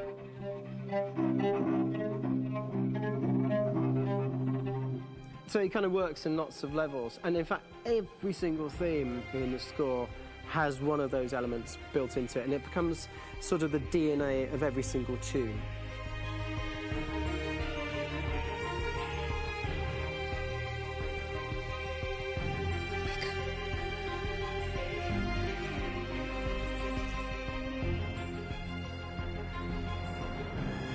For me, writing this theme for Kara, I actually had to tap into what it feels like to be a father to daughters. I really had to tap into everything I feel about my daughters and thinking, well, if I had to write music for them and that sense of trying to protect them but also give them the freedom, that's totally where it came from.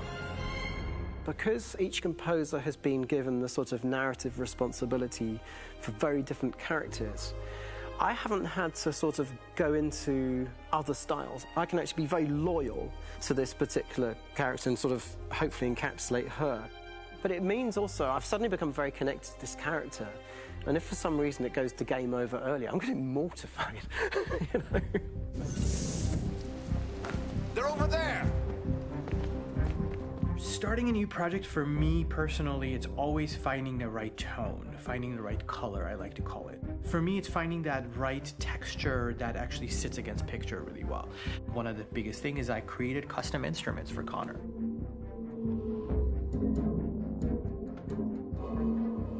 I pulled out all my vintage synthesizers to be able to capture this robotic person, if you will. My approach to all of these custom instruments is that I hear the sound in my head. And either I could just come into the piano and just be like, all right, so I'm gonna just get on the computer and just create it. I rather be able to play these instruments physically. Oh, that's nice. You can do that.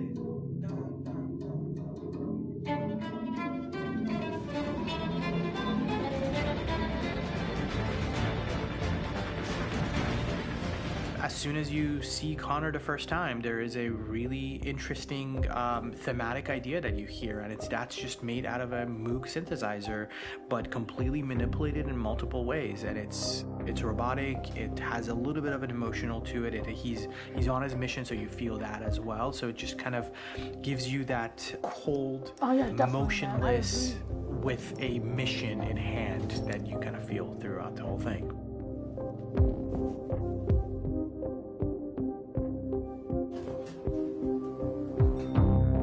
Because the music evolved, one of the things that I was very weary and I was very kind of focused on was the way that the music has to evolve. So my idea behind it was that Connor is a singular android that could at any point become a deviant or could actually stay as an android. So I created a more or less an Connor theme, and then I was able to just manipulate it in different aspects of it. Is everything okay, Lieutenant? Chris was on patrol last night. He was attacked by a bunch of deviants.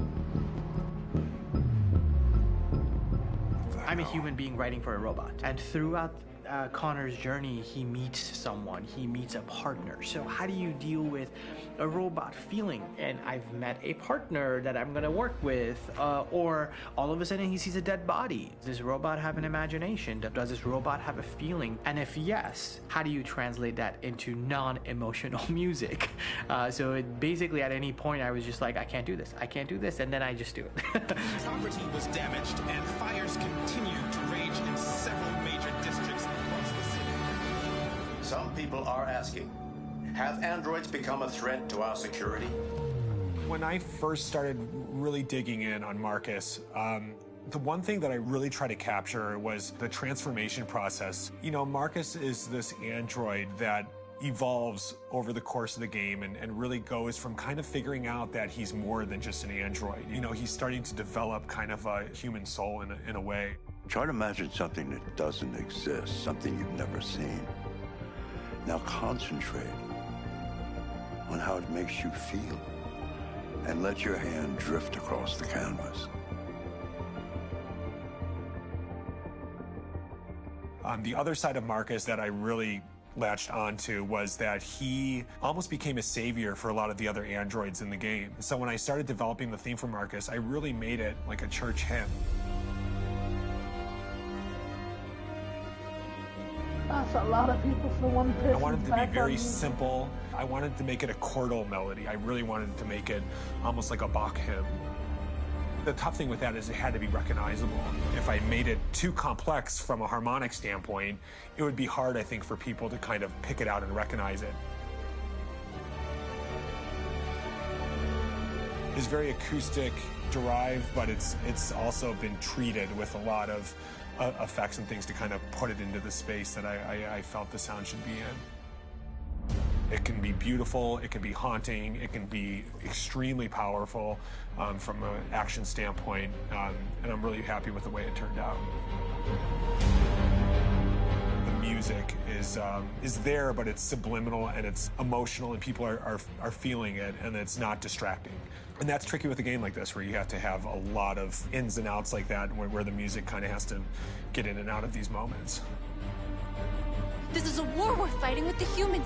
If we fail, they'll destroy us. I think the game's been put together so well where I just wanted to make sure that I wasn't ruining the emotion.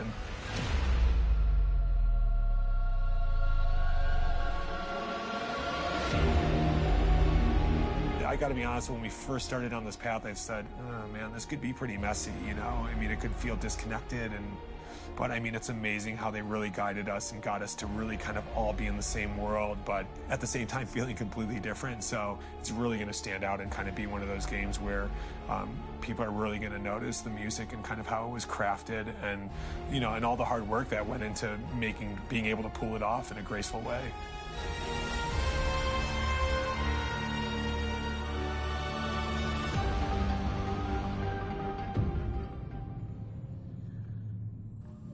Time for the next part.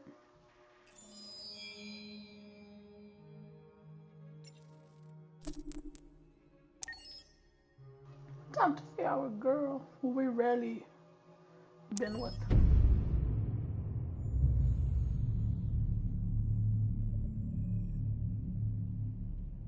For starters, what should I call you? I'm Chloe. And you, what's your name? Oh, John. My name is John. Delighted to meet you, John. Could you tell us a little about yourself and what you can do, Chloe? Of course. I'm the first personal assistant built by CyberLife. I take care of most everyday tasks like cooking, housework, or managing your appointments, for example. And I understand you're the first android to have passed the Turing test. Could you tell us a little more about that? I really didn't do much, you know. I just spoke with a few humans to see if they could tell the difference between me and a real person. It was a really interesting experience. But this is the first time in history that man has created a machine more intelligent than himself. I gather your brain can perform several billion operations per second, is that right? Absolutely, but I only exist thanks to the intelligence of the humans who designed me. And, you know, they have something I could never have. Really? And what's that? A soul.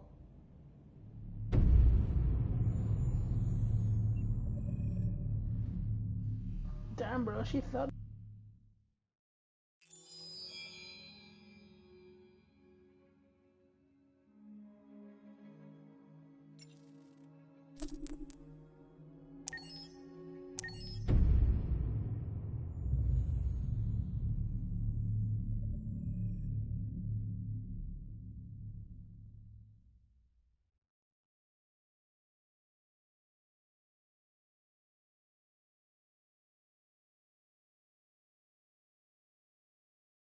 Hold on, just a Man just little started singing. while longer. Hold on, just a little while longer. Hold on, just a little while longer. Everything will be alright. Everything will be alright. Fight on, just a little while longer. Fight on, just a little while longer. Fight on, just a little while longer. Everything will be alright. Everything will be alright. We will sing on just a little while longer. Sing on just a little while longer. Sing on just a little while longer. Everything will be alright.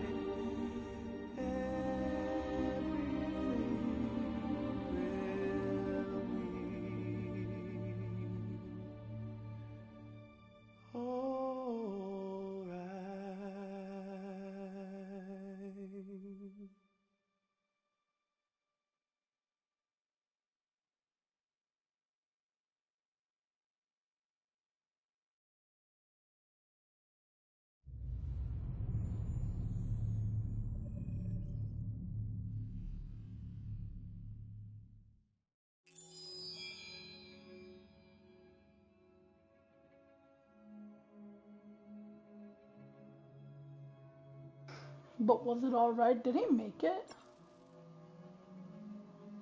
Because he was ahead of us when we went, and then we went in after him.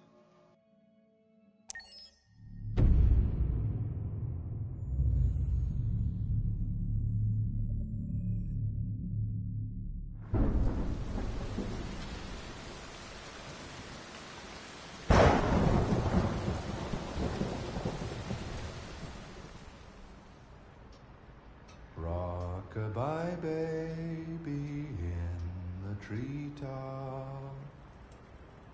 When the wind blows, the cradle will rock.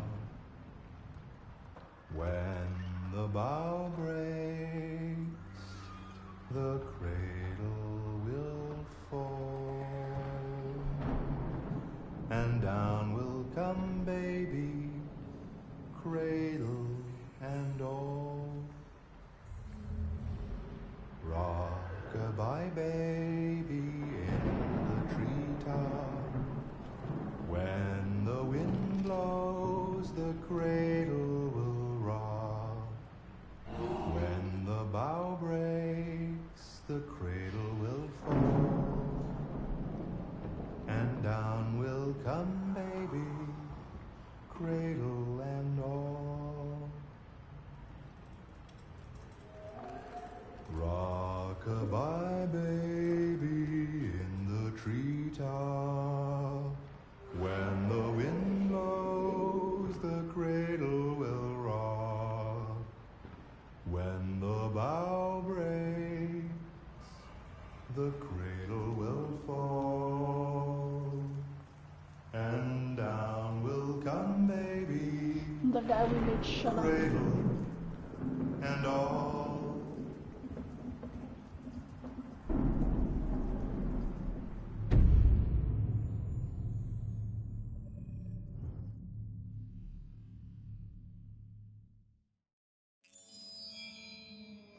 Alright, one more, Kamsky.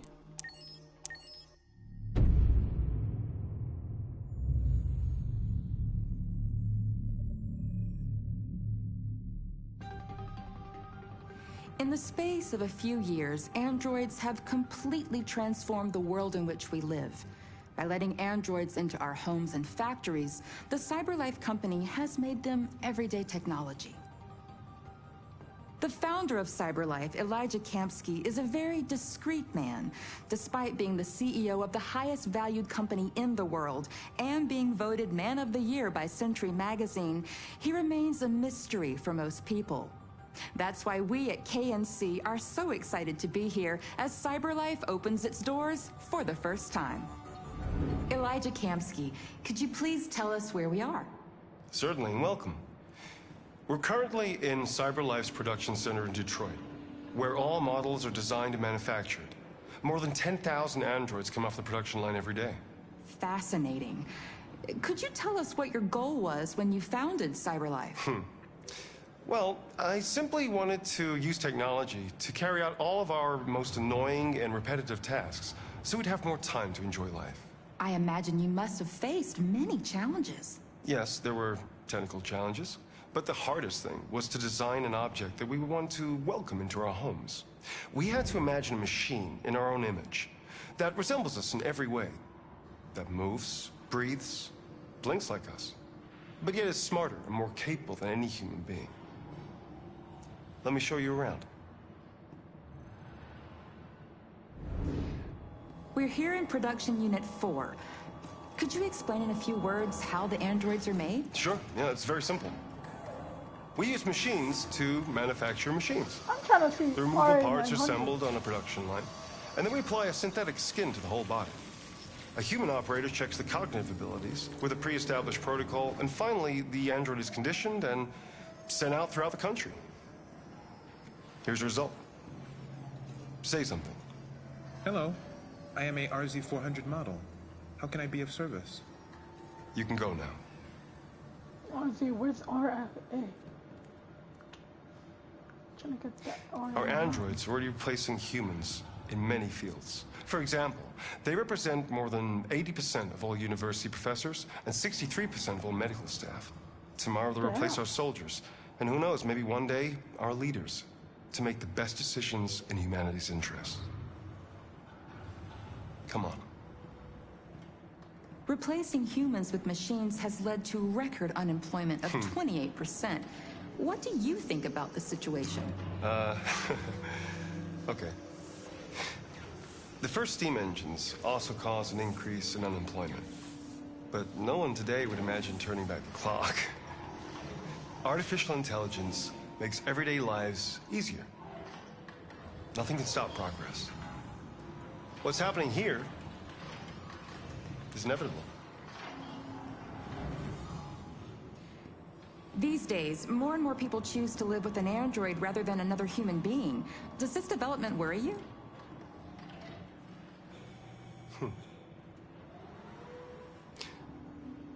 Everything's much easier with an android.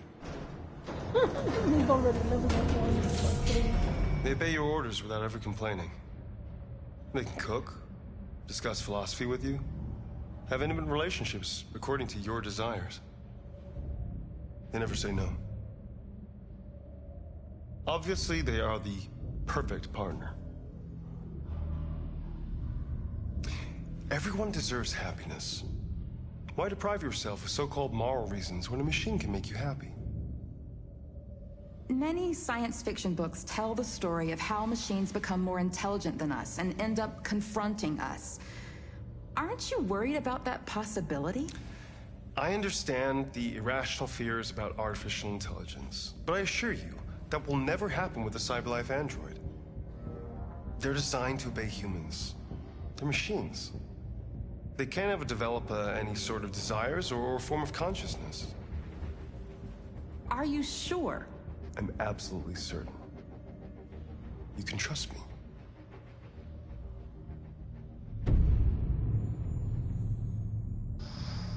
Well, didn't that backfire? Well, it didn't backfire for him. He already knew this was gonna happen. Backfired for everyone else, though. He dipped.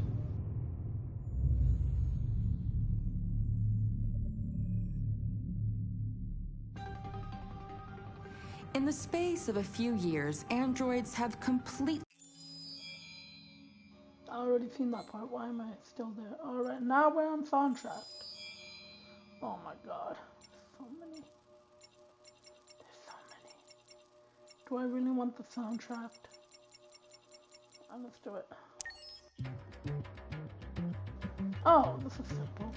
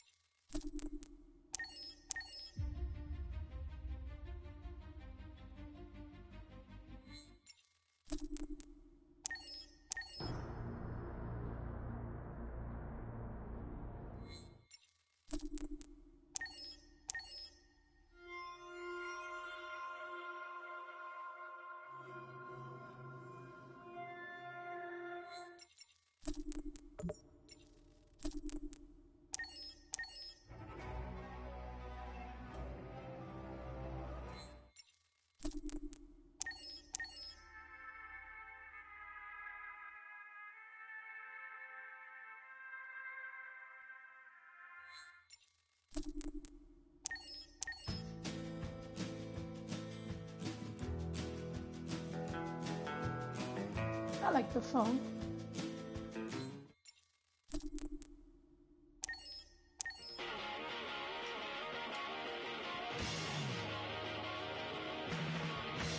I like this one too.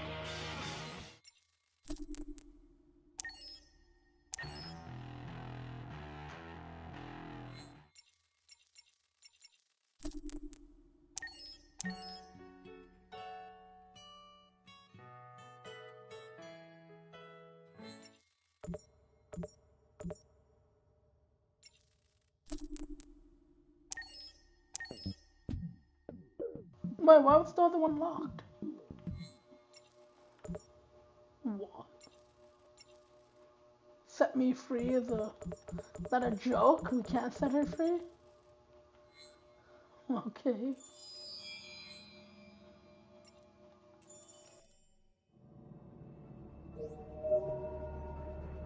Oh, what's this?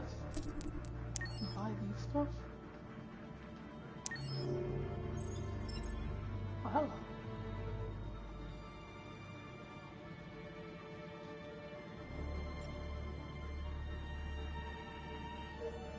Oh, we're buying characters. But why?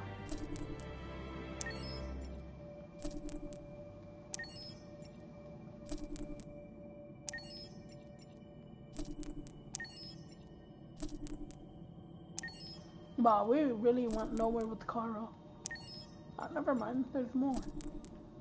What about Alice? There's nothing with her? No, there's like 3.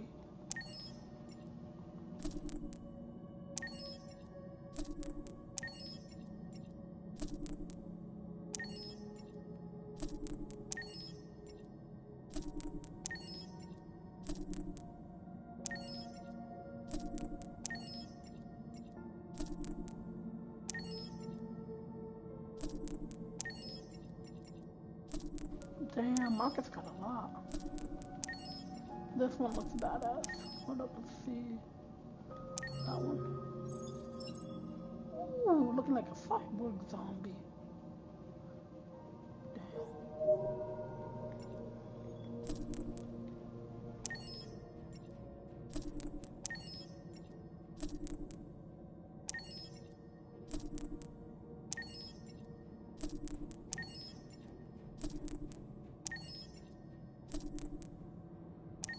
We're gonna be here for a while if we keep going. Yup.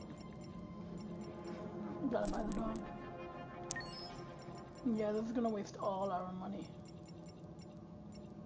Wait, the dog was an android? What? Why is there a pigeon? Not the joke. Government controlling the pigeons.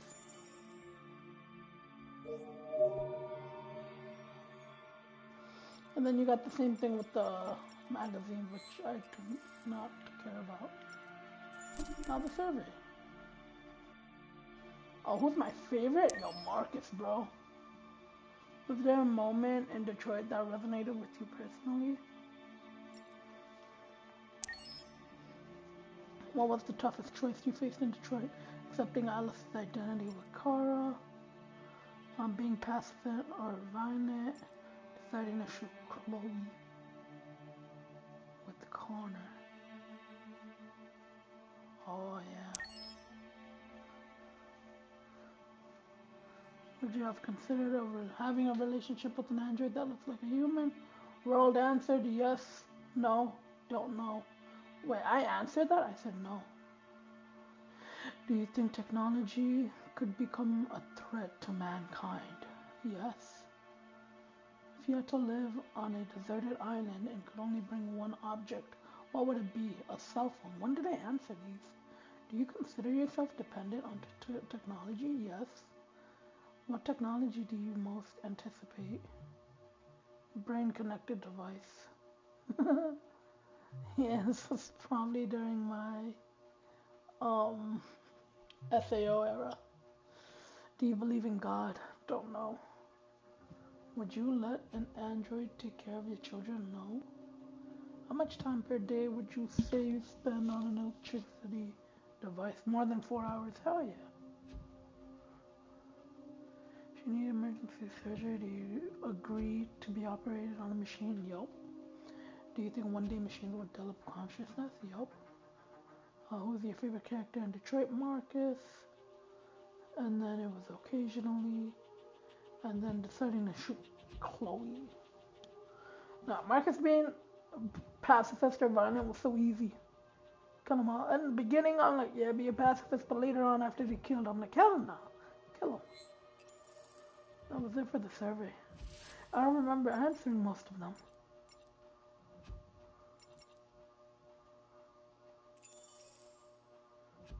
Alright, that was it.